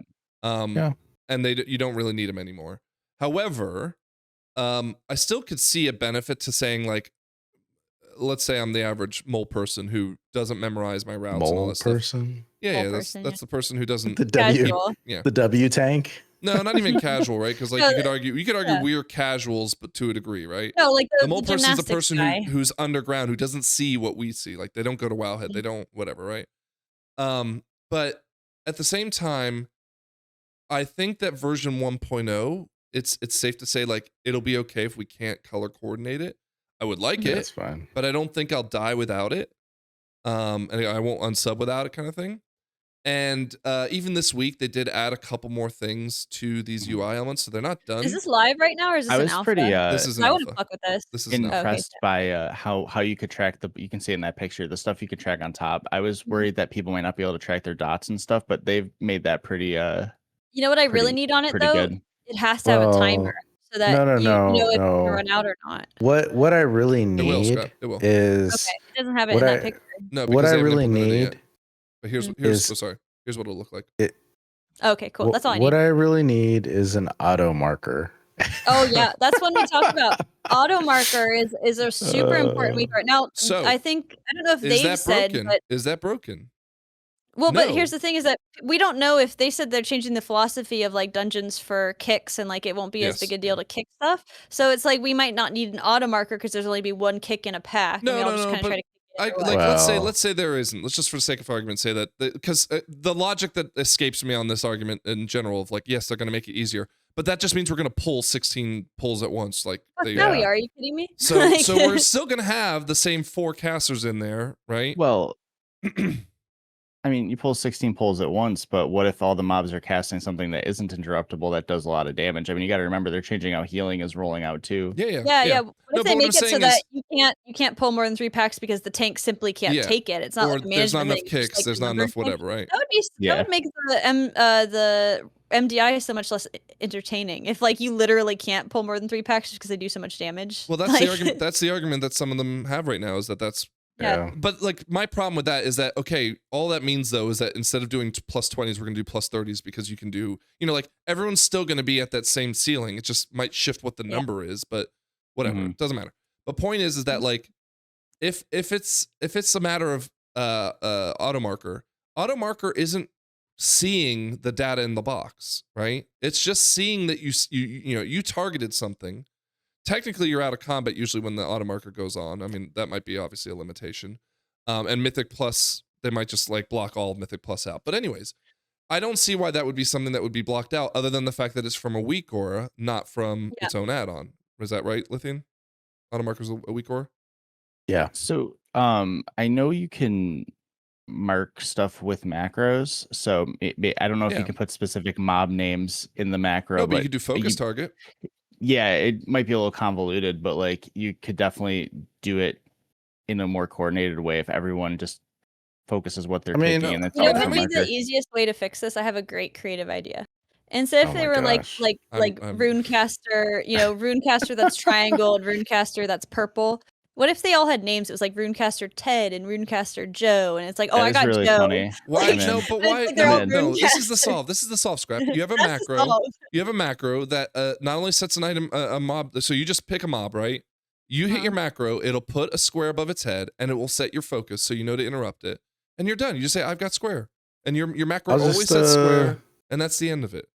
I'll just make an add-on. It's fine. What if I do it at the same time as Lithian does it, and he puts star over square, and then there's one unmarked. Then you fight over it, and that's the community. That's the fun of you guys. That's what we do together, right? I like my idea better, where they all have names. And, and here's the thing, because you're not going to remember Ted and Frank and all that stuff. No, but right? like I see on the nameplate, like this is the guy I'm attacking. His name's Joe. I always have Ted. I got Joe.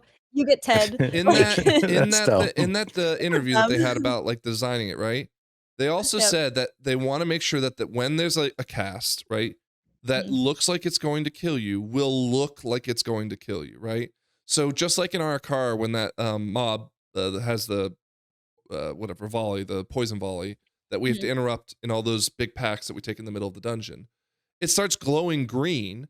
Everyone knows this is a problem. Now, in fairness, again, going back to the idea of M plus high level, those the regular bolts hurt like shit too, and they have to be interrupted. But there's usually only one in a pack, so like or two maybe in a pack, right? And so we figure that out. There's, I think it's a weak aura that tells you if something's about to kill you. Like if you're getting 3 web bolts targeted on you, it tells you will not if you're exist gonna die. anymore. So that won't exist. But what it should do is if 3 web bolts are going to one person, then they all turn red. And then you're just like, oh god, someone's gonna die if we don't kick these web bolts. In fairness, that'd be awesome. I won't say this is for everyone because I understand that like people learn or act differently based on what they are like taking in.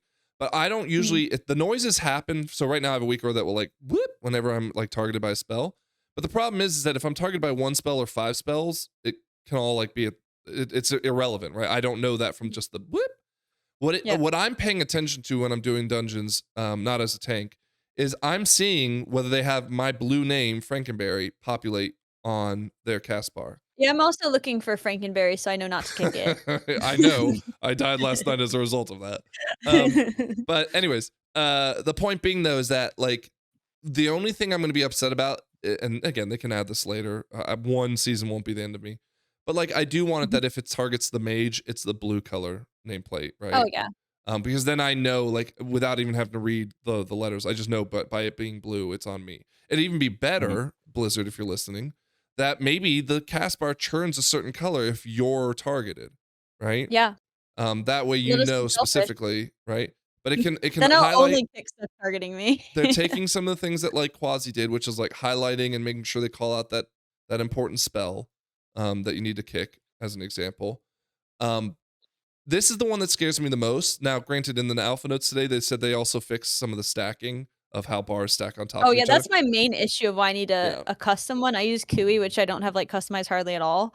But like if you just throw it with the regular Blizzard nameplates, they're all on top of each other and you can't see fucking anything. I can't believe the game's gone on that long. I thought Plater stacks. They does, like stack but here's on the top. thing, Scrap. When you have 15 mobs in it, like there's only so much room it can stack. Oh yeah, no, it's a mess. It's a mess even with the one I use. Like my big gripe right now is every time we do case. Gambit or we do Echo Dome, the first pull or whatever, I can't get back on the prior target because I selected, you know, I moved off to get an interrupt on something, and now I can't find the main target anymore. Even though like it's big, I have so many nameplates in my fucking face. Click on it, like, so, like because it's giant. It's not to say that Plater necessarily has a better answer to this, but that's where I want to see Blizzard investing. Like, how do they solve that?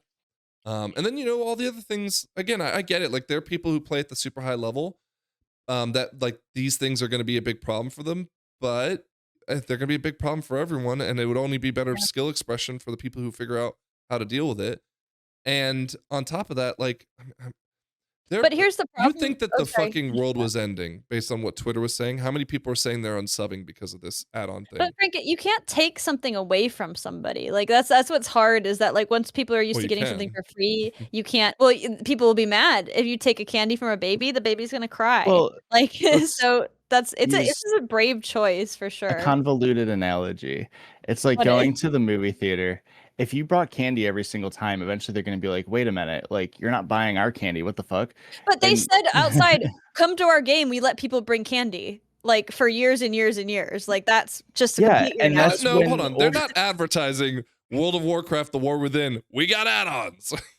I don't know. I feel like the people were saying it was a selling point. Typically, how it goes is someone's like, man, I'm really struggling at Mythic Plus, and then they'll look up a video, be like 10 ways to get better at Mythic Plus, and the first thing they'll say is like, make sure you set up your interface, you get all these like add-ons like DBM and all this stuff, and download 14 addons. Here, all my download 14 add-ons. That is such a terrible barrier for entry, and you know, we give people like Whistle and Stoop a hard time about it. But like the truth is that if he knew what was happening visually from the spell effects and whatnot, without all the Plater stuff, without all the weaker stuff, was a problem. Because he's not reacting when he hears the whew when he's standing in fire. Is not fast enough at least, right? And so it's like the truth is that this is a 1%er problem, and I kind of am excited to have a Haywire is our healer, right? And it blows my mind that he heals without many add-ons. I think he like he heals like no add-ons. He raw dogs no healing add-on at least. I mean, I know he's and to be fair, weak he's like the best Mythic Plus healer that we play with, like consistent. But we don't play with Io that consistently, like as a healer. We played we played with him last night. He was playing red. Like, well, that's because Haywire came in. But anyway. That's good. Oh, right. Yeah, but the better what I'm healer. saying is I envy that, because what I also worry about is like, I hate when the add-ons and the weak auras don't fit the aesthetics of the rest of the game. Right? Oh, I hate looking at some of y'all's screens and you have a freaking raccoon dancing in the corner. That pisses me off. Yeah, R.I.P. Pedro. No, I love Pedro, but I would never have a Pedro on my screen because it ruins my immersion. Ruins your immersion. The thing is that like, I get why you can be upset that you're worried that Blizzard's going to fuck this up. That is completely fair. That's totally completely warranted, right? And it's also to say that if you get to midnight and you play for like 2 weeks and you're like, yeah, dude, they've sucked all the fun out of it. They, you know, not being able to track this, not being able to track that is just too much cognitive load for me. And you know, let's say that Blizzard just completely dropped the ball on doing what they said they're going to do as far as designing. Then that's fine. But like, to the people who are like, it literally came out day 1 alpha and they're like, I'm unsubbed, this is so stupid, blah blah blah. Obviously they're the type of people that will just like say that shit to get reactions. But I feel like even though that they haven't earned their trust, they are clearly trying really hard. And I'm willing to just say, even if it's a little bit rocky and a little bit not as much as I want, I'm still kind of excited. Is that how you guys feel? Yeah. Yes, I feel excited. Really excited. Now I'm less fearful of the add-on removal than I am the sweeping class changes and So the change in class philosophy. I'm much more worried about that hurting my enjoyment of the game. I can understand why you're worried about it, because obviously changing gameplay is the number one thing that you're going to be affected by. However, right, It is surprising, and I don't know. Is there anything else we want to talk about the add-on stuff? I want to make sure. I'll just I'm gonna kind try of this. drop one last little last night Nexus King heroic. I died during the amp phase on the dragon because I was getting ready to set up for like a glacial spike and the line came under me, and because I was so focused on the rotation, I didn't even realize there was like a thing under me and I died. And so I do think that making it a little less complex for people like Stoop who are trying to do the most damage they can, not have to focus on so much, I think will definitely help. That's it. That's all I was gonna say. Yeah, I mean, the majority is excited, or they like the changes so far. Yeah, and I think that's not surprising that there are a lot of people who don't like the changes. But I think that's also a lot of them are thinking about the game as it is now versus the game as what it will hopefully be. I've seen more. They like the idea. They're worried about the implementation. I think I've seen very few, but I have seen some weird elitist, like the game's now just worse because of the change. It's not as good of a game anymore, which I wanted to pull up a tweet because Max, again, he had the weak ore people, and like he tweeted like, oh, it was nice having the weak ore people here to talk about it. And someone made the outlandish claim that like everyone that's at the top level just has weak ore play their class for them, and that's why they don't want right. And and they were like mocking the weak ore team for like killing WoW and all that stuff. And I just was so blown away by this idea that not only is weak ore playing the game for you, because if anything, Hakili / the one button is doing that, but they don't care about that, I guess. The one button. But two, like the fucking world's best players are that reliant on it? Abso-fucking-lutely not. Yeah, what are you talking? So I assume they were trolled, but as you say that, I just kind of wanted to pull that up as like, the game's definitely not being played for you're not being able to play the game with weak ores like that. Now, Scrap, you say that you're most worried about the class changes, which is not surprising, but I feel like the one thing that everyone's kind of unanimous on, and again, while Twitter's not necessarily the whole community, but even on the podcasts of the WoW space, everyone seems to be like, well, yeah, this actually sounds like what we've been asking for. And again, going back to what Asmongold was saying, this is what would bring him back to WoW. They are kind of aiming for that simple, no more than 10 buttons on your bar, et cetera, et cetera. And so I wanted to hear why, like, are you just worried because you think Blizzard's going to mess it up, or are you just worried because they changed it again? No, I'm worried that I think they're going to mess it up because I feel like they've made changes to classes that I've played that make me question if they know what's enjoyable to play. Like, or just like interactions and stuff. Like, just when they design like a rotation, a lot of times the classes I play, it doesn't feel very designed, or like they designed something and it didn't work. In a way that like we're not interacting with like half the buttons that you've given us to interact with because they're tuned so poorly. So I've seen poor tuning and unenjoyable gameplay being shoved down my throat for a while. And now they're saying they're making sweeping changes to make, classes less complex, easier to play. To me, my fear is that classes are going to be more homogenized. Because they're going to be simply going to be a handful of buttons that they're going to be more similar to each other, like the interactions. They're taking out the complexity. I definitely think there needs to be an eye on some things. Definitely playing enhancement where you do need like several weak auras to effectively play it because you need to track so many things and like react to so many things, compared to like how Survival Hunter is where you don't need to think at all. You just kind of press your buttons in priority sequence. Like, I think that there does need to be homogenization slightly in that way, that some are so much more complex than others. But I don't want it to feel like, okay, all the classes are really simple. I can pick them all up in a week if I wanted to. Why am I not just playing the class that's performing the best then? Like, if there's no mastery, then, like, it's going to take away my identity of my class to me. Okay, so I want to lean into healing here. I want to lean into healing for a second here, right? Because the overarching theme and Jack here, so someone even tweeted like he single-handedly ruined healing for everyone because he complained about how healing was him. He did it. Yeah. he did it.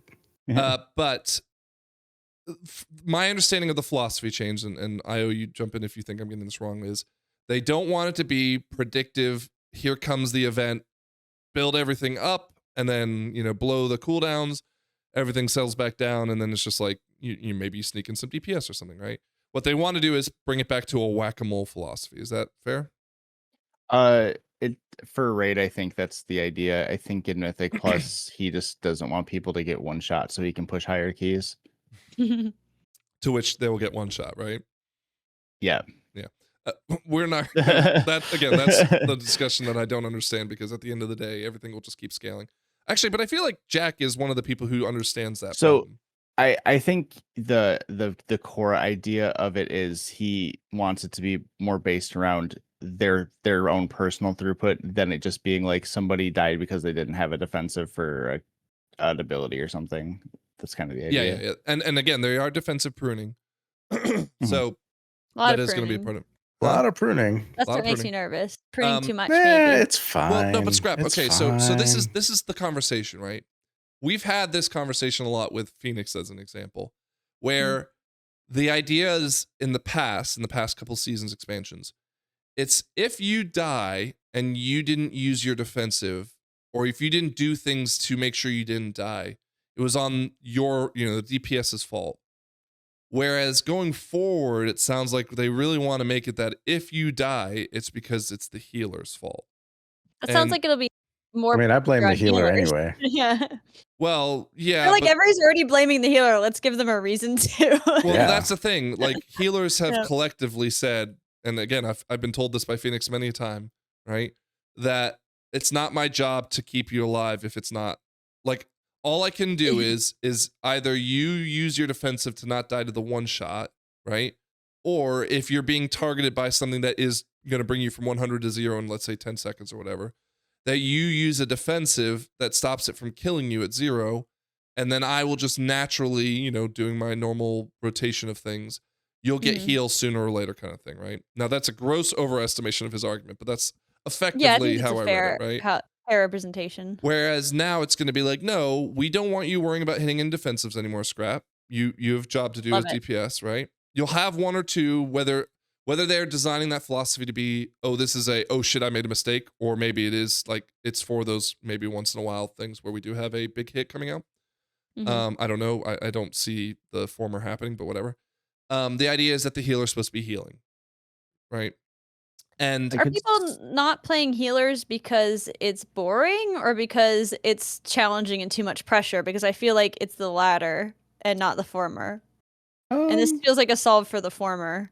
Like, I think it depends on what you like to do, but well, Lithian, why are there not enough healers in my Mythic Plus queues? Like, what's the problem? Because you blame all of them for your inability to do good job. It's a thankless job. Yeah, it's a thankless job. And then they're saying, like, so now if you die, it definitely is on the healer. Will that make it more thankless or more? No, man. But it'll show the good from the bad healers more so that you now can appreciate the good ones.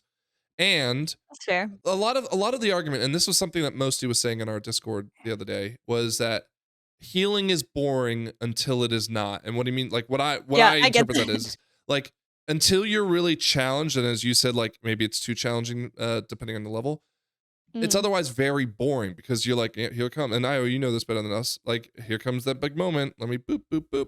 Get ready. Do your little damage. Right? And then otherwise, they're worried about trying to get their DPS up. Yeah, get your DPS up. Do something else. The truth is, Scrap, the reason why people don't heal more is because most people find it more fun to try to win on a damage meter. You're not necessarily competing. You're not necessarily competing on a healing meter in a M+ dungeon, right? You're right. And when you are playing a DPS, you have less accountability. You you can be terrible and still time a key in a lot of cases. Scrap. Why'd you say my name again? And if you're tanking, you have a ton of accountability. If you're healing, you got a ton of accountability. And there's only one of each one of those roles in every group, If a DPS dies in a fight and you don't have battle res, you might still have a shot. Yeah, if the tank or the healer dies, it might be cooked. Yeah. So that's the reason why they don't like to play those, is that accountability sucks for people. going to fix that though? Not me. I like it. Or help Here's it our anyway? argument no, but like here's a good Yeah, that's example. what I'm seeing. Here's a good from the example, outside. right? And we're not going to go over healers today. I don't think we have time, but the 2 Apex talents I've looked at for healers look pretty, at least engaging. I mean, we talked about the Holy Paladin one. It looks awesome. Yeah, the Beacon of Savior. Yeah, it looks pretty fun. Especially in raid, I'd argue, but They have theoretically, them. Yeah, I would say it's more raid. I think you'd probably take the tier 1 in Mythic Plus just to have it, but I think you'd definitely fill it out in raid. Lithium, what was your question? Interesting. I didn't know if they had all the Apex talents out for healers. No, not all of them, but they announced the Shaman one today, which is it takes Healing Stream Totem, and I don't remember if it's a proc or like what something causes it to become like a Storm Surge Totem, and it just makes your healing stream just like fucking slap, right? Nice. And you can get like I think a free proc out of it. Anyways, point is like it makes your totem feel really strong, and that sounds kind of cool. But they did also gut Resto Shamans, and they took Cloudburst. I don't really remember what Cloudburst does. I feel like it was one of their Cloudburst. You charge it and it exploded. Yeah, you charge it with heals, and then it blows up. I don't know much about the entire history of Resto Shaman, but I know Totemic didn't use it. So it's only this last tier, I think, they were really using it. There was a point in time where you switched from Cloudburst to Healing Stream Totem because the passive healing was so much better with Healing Stream. I don't know what point of time that was, because last time I played, you used Cloudburst, but been a long time. But I've been looking at I've been looking at Mistweaver because I know Mistweaver the best, and it doesn't look like it's changed. Like they made some quality of life changes to make it so that like I don't know. It looked like they took Jadefire Stomp out, but now they've added it back. Jada? Yeah. Jada? I don't know what that is about. But nothing stood out to me as being like, oh shit, we're cooked, right? As a healer. No. And so No. I don't really know. Again, maybe this is a 1%er problem where it's like it's only going to be a problem when you're dealing with a different kind of gameplay that the rest of us are playing. I don't know if you agree with that, Io. Yeah, I think like looking at the Holy Paladin ones, not to go too deep into it, like they're basically making you pick between like Holy Prism and Divine Toll, and it seems like they're kind of placing more of the power around your Avenging Wrath, like your major cooldown. So it seems like you're gonna be doing a lot less like, okay, I'm gonna like the Paladin pull I mentioned last week. It's like I'm gonna wings this, Holy Prism this, Divine Toll this. You're gonna be like, okay, the big damage event, I know when it's coming. I'm gonna do like Avenging Wrath, and everything else you just kind of triage as it comes up. Yeah, and I mean, like I noticed that they put Divine Toll on Holy Paladin down to 30-second cooldown. And I think they made the what's the blessing? What's the M plus version of Beacon?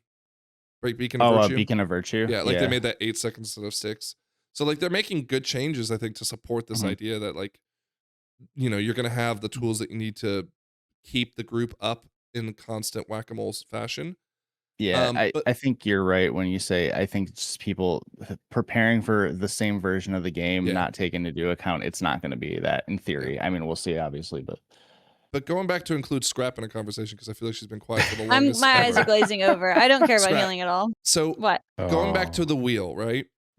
Wheel, yes. Would you agree that you've had a really fun time learning your spec?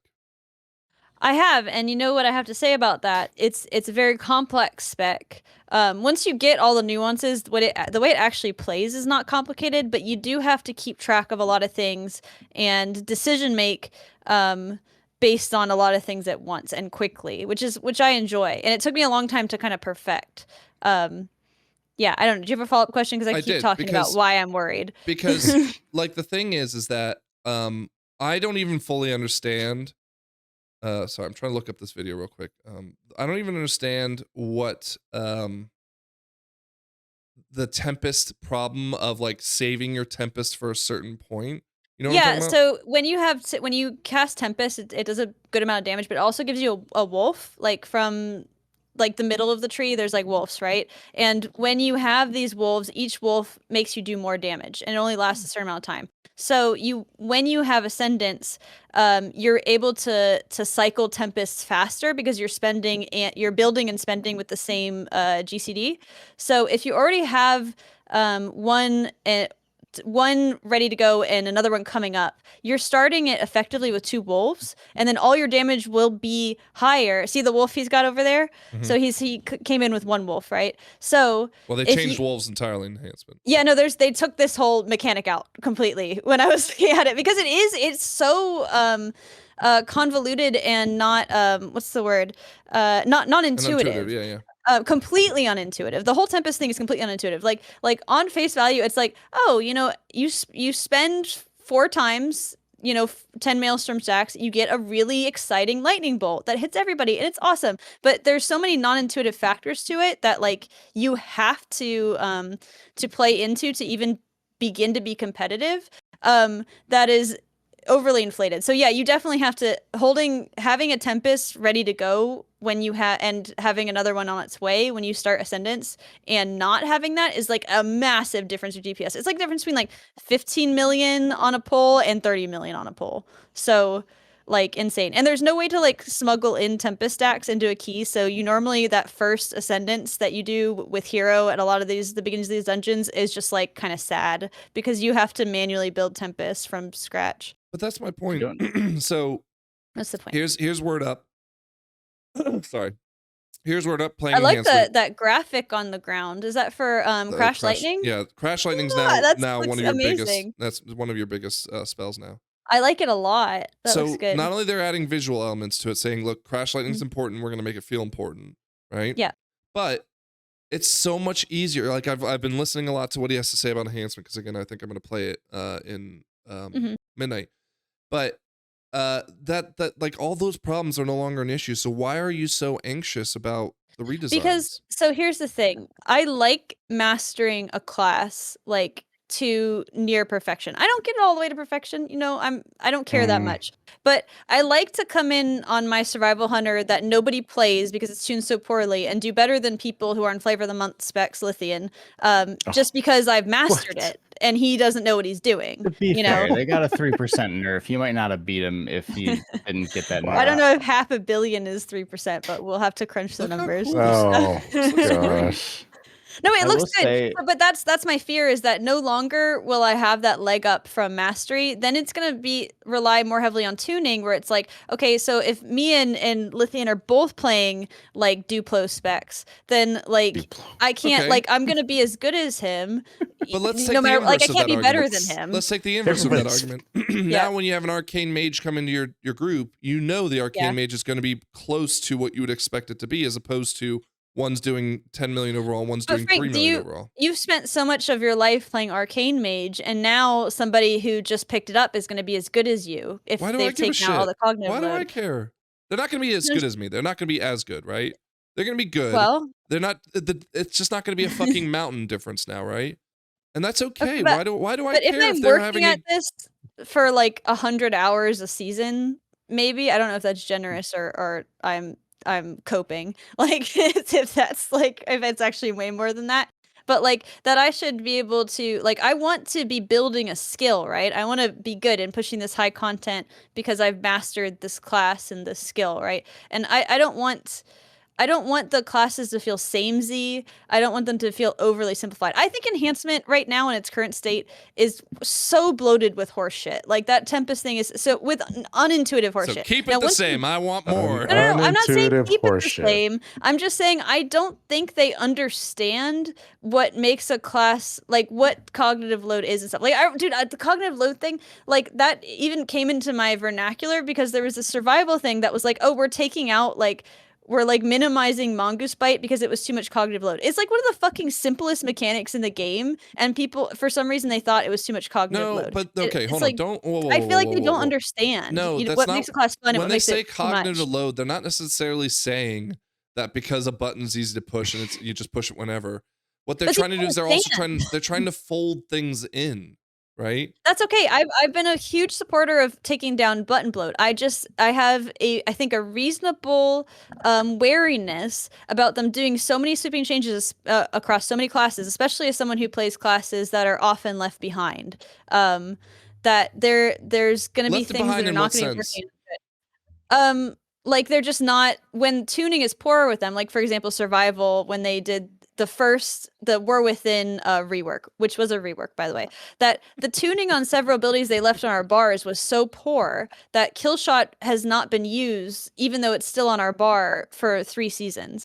And it still has talents associated with it. They're just not good to press. Like it's just not good. And it's like that they've given me all these abilities. They're like, this is your rotation. And there's like things where it's like, oh, you get free procs of explosive shot. But then if you look at the guide, it's like never use a free proc of explosive shot. Never do it. It's never good. Like or an enhancement.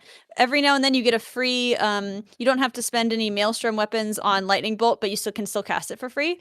They're like, absolutely never ever do that because it's such a shitty Lightning Bolt that it's not worth it. But it's still woven into the rotation, the design of the class. Makes me think it's like, well, why haven't they cut that already? Why is that still in line? You're conflating the idea of tuning versus design, and that what they're trying to solve right now is the design. Tuning is bad and the design is bad. I'm conflating them because I have problems with both of them. And that's why they're doing this rework. Yeah, but why? But you can understand my wariness because they've needed to rework this for a very long time and they haven't bothered. But they're doing it now, and you're like, no, not too late. I hate you guys. Like, I'm wary because I don't know that they know how to fix it because they haven't really even acknowledged it as a problem until now. But that's an issue for one of the 40 specs, right? No, 2. I played 2. What's wrong with Fury? Fury seems to be in a really good space right now. Fury, you still need a fucking weak aura to play it effectively. They still have that force. Every class has that right now. No. I'm sorry. No, that's not true. The only way that you know if your crit chance has gotten to a point is having your fucking character pane open on a Fury Warrior. Lithium, how do you know when to use Barrage on Arcane? Scrap. When do you know how to use Tempest on enhancement? Well, it does have UI element. When do you know how to use whatever on Holy Paladin? Whatever. You required a weak aura, and that's the whole there should point be of zero. this mess. Hold on. There's very few fringe cases where weak auras are full stop required to play the class. What did you need to have Breath of Sindragosa used correctly before they did the redesign? Weak aura. I feel like you're supporting. But Frank, I feel like you're supporting my point that they're designing these things poorly. Exactly, and that's why they're fixing it. And when they're fixing it, you go, no, I don't like you to do this. Don't do it. For decades, they've designed it poorly, and they say, okay, we're gonna stop designing things poorly now. You can understand my wariness. You're arguing that they're designing it poorly. I'm arguing that they're designing it with a bad UI, right? I think Breath of Sindragosa on DK, even the old version of it, was really fun. It just was so punishing when you fucked it up, right? Yep. But do you think that having to have a weak aura to track your barrage is like a poor, like is not a poor design of the class? Having you need to track barrage with a weak aura, correct? Sure. You need barrage helper. Don't you think that's poor class design? Yes. That's why I'm excited they're making the changes. So why are you trusting them that they're saying we're not going to make poor class design anymore? They've put it out for me to look at. I've seen it in action. It looks awesome. Okay. I mean, I have trouble seeing, like, when I'm watching this guy do this cool lightning bolts, I have trouble translating to him talking to you. I'm not listening to him talk. I know. But it's still, even when I watch a video of rotation, it's very hard for me to, like, feel like if that's going to be fun or not. I have to... Well, no, I have to do it myself, you know, I get to decide if it's fun that. or What not. I'm saying, though, is that you're sitting here dooming and glooming because they have such bad designs on all their classes. You pointed out Fury. Yep. We pointed out Arcane. We pointed out Enhancement. We pointed out Survival, right? Pretty much every class that we know how to play, we can point out a glaring design flaw. And they so said, that makes me wary. This is a problem. Yep. We identified as a problem. We are going to fix it. And what I'm telling you, Scrap, is that I can't, other than healers, I like shaman healers, especially are like in the dumps right now, right? but I saw a lot of really good tuning changes for them on the alpha build today. But like Arcane looks awesome. Frost looks, I don't know the good versus the bad of what it was and what it is, but it looks like it's got an interesting change to it. In fact, actually, the only one that I can think of is Fire Mage, and they're not done yet. They're still in alpha, right? Fire Mage is like 3 buttons now. It's just like Fireball, Pyro, Blast, and I would be so upset if my class became 3 buttons. Sure. That's a huge fear of mine, is that my class become 3 buttons. Scrap, your class has 3 specs, because right now your class is 3 buttons. Beastmaster is a 3-button spec. Yeah, but I don't play that shit. It sucks. What the fuck, Scrap? What the fuck are you talking about? You just said your class, it would suck if it has a 3-button spec, and it does right now. You're like, immediate response is, no. Sorry, that's I not meant a problem because it's not mine. My fear for my Okay. spec is that they take Sure. something that I like juggling. For Sure. example, if they took enhancement, that's very complex and you're keeping track of a lot of things, and they're like, actually, we just took out all those things. That's my fear when I look at the survival don't want changes that. because they've taken such a hatchet to You it. don't want to juggle anymore. I'm so or you do want to confused juggle, right sorry. now. I want an amount of juggling. I think that things that are counterintuitive and over bloated do need to be fixed, but I feel like when I look at the changes, and I'm not feeling the changes, when I look at the changes classes I play, I feel like they're taking a heavy hand with it. They're changing it a lot, which makes me uncomfortable because I feel like it's going to be bad. Yeah, I disagree. That's but I feel like I have a right to be wary. You also got to think too, like if they're making the classes less complex so you have less cognitive load to focus on more, you might just be more enthralled in what's going on around your character that it might not even matter. You're hitting less buttons. And that might be cope also.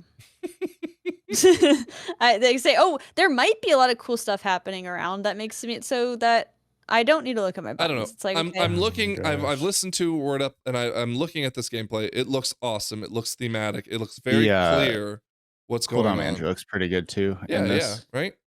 And yeah, I like how clean it looks. But I can't see the rotation from this. Like I can't see what he's doing and how the buttons are interacting with each other. You know what I mean? Well, until I feel it myself. Or you could listen to him explain it to you. I can't listen. I have ADHD. Sorry. God. Oh my gosh. First world problems. Okay, we are at the 2-hour marker. I wanted to do some of the reviews. I was gonna set this rule real quick. Is there anything else that we need to talk about first? Let me quickly look. Do another poll this week and say, does Scrap have a right to be wary about this? No, I'm not arguing that. Of course no not. more polls. But what I'm saying I is, know one guy who would. Okay. We'll save some other stuff for next week. But I did want to talk about real quick. And I'm going to ask you guys to set a timer for this for each spec. We're the podcast for the rest of us. We wanted to hear from the people, including us as well, around how all the classes feel with the changes. As we can tell, I asked Scrap to do some of them. I'm not going to ask her anymore because she's clearly not fucking paying attention. Well, I'm just reading them. That's all I got. But I asked some of our community to give us feedback for things we don't know. Because we're obviously pressed for time. I don't want to go too far over. I'm going to set like a 1 minute per spec requirement. Is that fair? This is 1 minute per spec requirement. Yeah, don't let us go over that much longer, okay? But I wanted to, what we'll do is we'll start with the tanks this week since we only have so much time. Lithium and I both play a lot of different tanks, so we should have some feedback. I've gotten some feedback from our communities on the ones we don't know that well. But I just kind of want to say, I've got a tier list here to say, like, are the people who are, again, part of our community, I won't speak for the bigger, WoW content creators, but are they feeling boomer, like this is bad, or gloomer, like, okay, I'm feeling pretty good about this, right? Why isn't it boomer? Other way. Sorry, yeah. gloomer. This reset, okay, this reset when I boomer and then doomer. So the two options are gloomer and doomer. No, reset when I restarted my computer and I just put in words that I forgot. Sorry. What about a meh? Meh. No, I'm not gonna allow it. I'm not gonna allow it. Okay, so the first tank, all right, and someone put a stopwatch up. The first tank is Blood DK. Now, Lithium, there's some cool things that they've done with Blood DK. What are your thoughts so far? I think God, this timer is gonna make me anxious.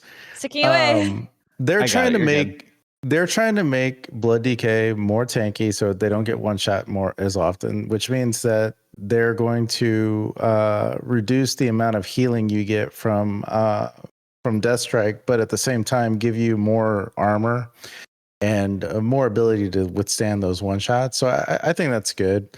Dancing Rune Weapon no longer has cooldown. Rune Tap is gone. Lichborn DR is gone. They got rid of all the Shattering Bone stuff. So the gameplay loop is going to change a little bit, but they added some cool talents and abilities. I can't remember what the name of the blood thing is called. Yeah, like you splatter out blood after you use like I forgot the name of it. It's really cool looking, but the thing I'm most discouraged with is the empowered consumption. No, that's that stupid good. and annoying. No, that sounds good. Thing. Because it sounds like you keep your defense time. His opinion, not yours, Frank. I'm not limiting it to one only person. I don't like empowered spells as a tank. I feel like that's gonna feel weird to stop everything and empower thing. The normally because you're not able to parry normally when you're doing that kind of stuff, like when you're casting a spell. Right. But they said that that's not going to be the case for this one. Yeah. Yeah. So anyway, that's my minute. I missed a bunch of stuff, but it's all Big good. Boomer or Doomer? I think it's great. I'm excited for it. Yeah. Especially if they can meet their M+ better performance, right? 100%. And it does sound like they've done some things to get you there. Okay. Bear Druid. Did you read up anything about this? I tried to read up on it just in case. I have no idea what the hell's going on. Time starts now. Bear Druid, I didn't read a whole lot of changes. One of the things that I'm kind of excited about for Bear Druid is bringing Dream of Cineris back and what's it, the wildfire heal, the group heal thing. But otherwise, I didn't see a whole lot of changes. It still looks simple. I heard that they said that rage generation is a little too high. And they want to kind of make it worth more. Well, I'm trying to figure out what you spend your rage on because they got rid of a lot of the things you would normally spend rage on. So there's no iron fur anymore. They changed some of the mechanics around, like layered main and all that stuff is a little bit different now. And I didn't do a deep dive into it. I think Incarn is slightly weaker. They got rid of Rage of the Sleeper. And there's some other things within the talent tree that looks like you could take and try out, but we'll have to see. All right, so I'm done. What I'll do is I'll read because I'll read Vengeance if you want to take a quick peek. But do you feel Big Boomer or Doomer? With Druid? Yeah, Guardian. I think it's Doomer, but okay, that's fair. Haywire has given us some feedback on Vengeance, the tank for Demon Hunters. So Vengeance Demon Hunter will be S tier based off my initial thoughts, making it easier to maintain your defensives for a tank spec that plays like DPS will be huge. The only difficult part for VDH before it was is if you messed up your defensives, you would die rather quickly. I like the changes overall, making a few of the defensives built into the natural gameplay, like Demon Spikes, to maintain uptime, but fear that it will make them too viable. I don't see any changes on the sigils of silence and chains, etc. for utilities, so those will be still major pluses for VDH and M+. Making a relatively easy class easier to survive while keeping all the other niche things to do seems odd, unless I missed something. Now, there was something that I saw, like a quality of life, where I think they have some spell where it'll automatically put Sigil of Flame underneath. Yeah, if you do your leap, it'll put flames on everything. That's cool, right? Easy. But overall, it sounds like he's saying 5 big boomers. Dude, fair? Demonic is gone. Painbringer stacking is whatever. That's his opinion. Look, people in the comments tell us why we're wrong. Yeah. People will know if we ended up doing this, but since this is the tank lightning round, can we find some weird, not copyright strict 8-bit version of Thunderstruck to play during this? Look, I have to edit this tonight before I go to bed. Oh my god! I don't want to be in that hellhole. All right, what's another healer or a tank? Brew. Okay, from our community member Raccoon. Many of our defensives have been removed and abilities have been simplified. Most of the changes seem to be good, but the skill ceiling has gone down by a lot for sure. For example, there's no more purified chi charges, so you don't need a weak aura to track that. And you will always have big shield when you cast Celestial Brew. They've also removed the mastery and haste gain we had when we were on higher stagger. Several new talents have been added, and they seem to be addressing some of our biggest concerns. For example, getting threat from mobs in a distance was Brewmaster's biggest weakness. One of the reasons why I don't play Brewmaster. That's me talking, not Raccoon. To address this, they have added 2 new talents, one for Crackling Jade Lightning, and the other for which I believe will be much more impactful, is that they added a talent to increase the range of Keg Smash by 10 yards. There are many cool new talents that make our existing skills deal fire damage, which I'll talk about in a second, and we'll have now have Leech on fire damage, so it seems like they might sync very well. Our Apex talent is okay, but it doesn't seem nothing incredible. I've seen other classes get much more exciting Apex talents. Now, just so we can call this out, it does look like what they're trying to do with Brewmaster is make everything fire-based, so what will happen is you'll throw Exploding Keg, which is like their big 1-minute cooldown, and from that point on, every time you use Rushing Jade Rain or whichever one it is that kind of puts the whirling tornado around you, it becomes a fire tornado and just like is a threat magnet, which I think is awesome. So Weapons of Order is gone, Diffuse is gone, Dampen's gone, Purified Chi is gone. So it simplifies a lot of the way the class works, and the fire thing is really cool looking. That's all I'll say about it. Big Boomer? I think it looks cool. I don't know if it'll be cool. Thank you, Raccoon. All right, Paladin. we got Prot Paladin, Prot Warrior. I'll do Prot Warrior real quick. Prot Warrior, I think that in general, all the changes for Warrior seems to be coming from the class side of the tree, not the spec side of the tree.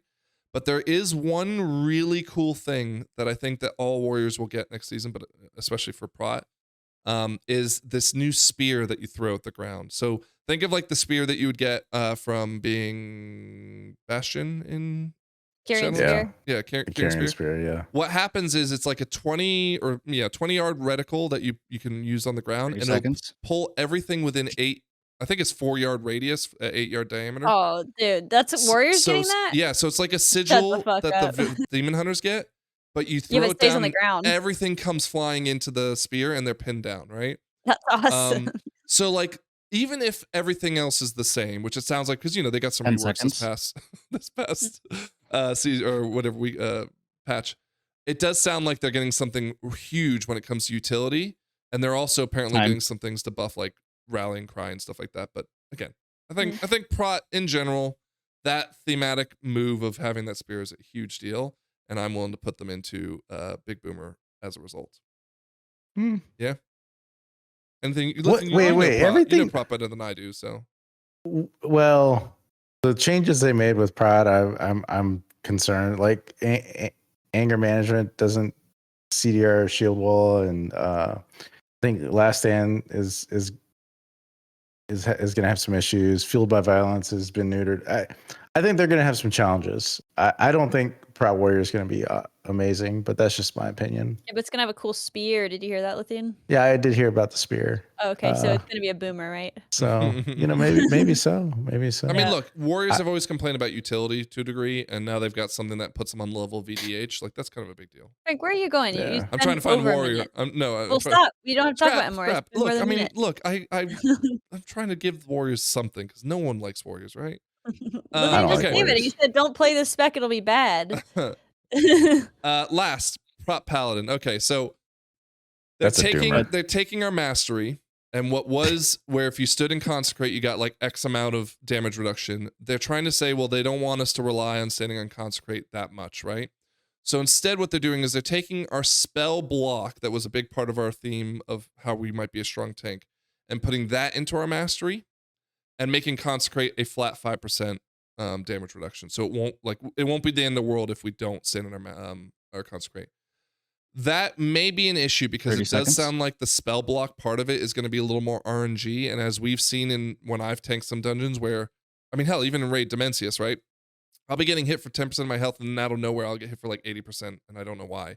I don't want that RNG. So that's a little bit of a concern. However, to make things a little bit easier on pull, that I don't have to worry about generating my blocks like I normally would, they have this new spell where when you use your Divine Steed, you immediately have your defensives up as you're running around and collecting all the mobs, and you hold it for like 2 seconds after that as well. So on every pull, I'm going to be charging into fucking battle and have my defensives up and not have to really stress about things, collect everything. It just sounds like that's going to be awesome. And so I'm not necessarily too worried about it. I think overall I'm boomer, not doomer.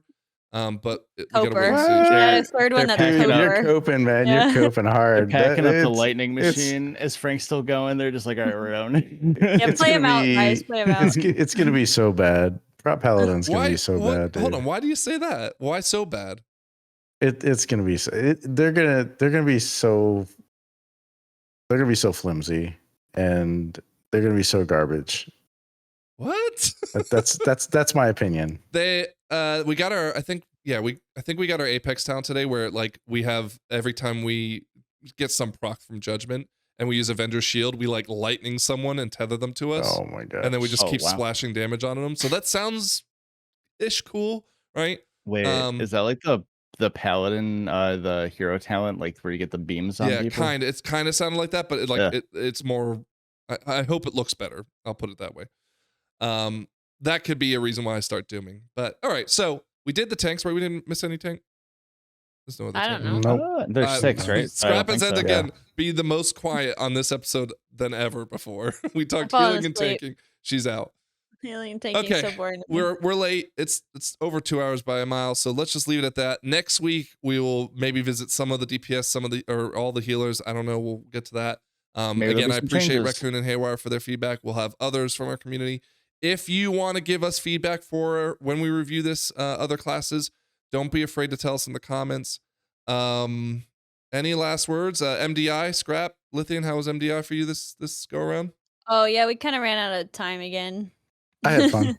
But it's fun. We weren't gonna make it, Scrap. Let's be honest. We weren't gonna make it, No. but we didn't have. I mean, someday maybe we'll hit it like every day of the week and just like really pushing the wall we hit. But if we really want to be competitive, we have to play together and we have to practice. And those are two things. Play together we do, practice we do not. Also, if you can't get beyond us, like we need people who are gonna do DPS that can actually like we and I'm not saying I'm the best. I'm definitely not. I need practice. I'm just okay like with you everybody being else. close. I'm okay with you being close. Yeah, I'm surprised you went for the DK instead of the Fury because you've been hitting the Fury so hard. Yeah, I really like the DK, man. It's so much fun.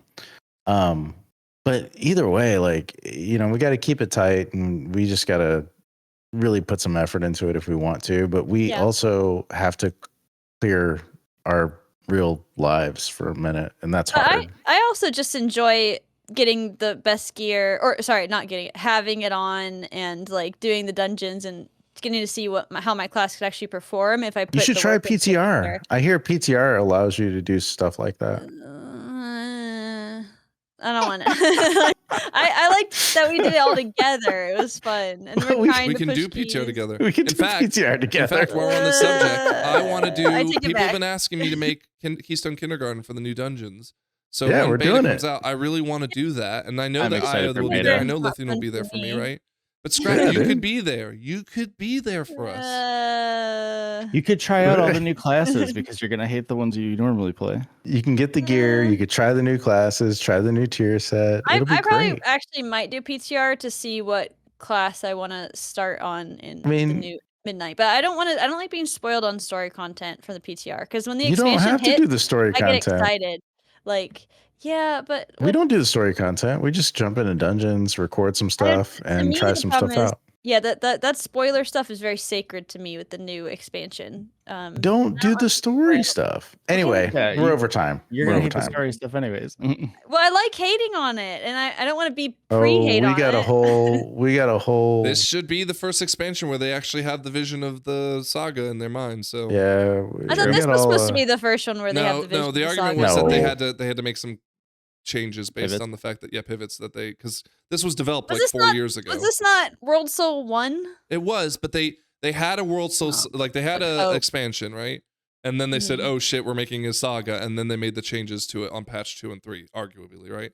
And this is supposed to be, because he made the announcement like 2-3 years ago now. This is supposed to be the one where they had like a full opportunity to design it. So theoretically, it should be better. We'll see. Any other recommendations of pop culture that isn't, Mario Galaxy 2? I'm fucking grinding that, loving it.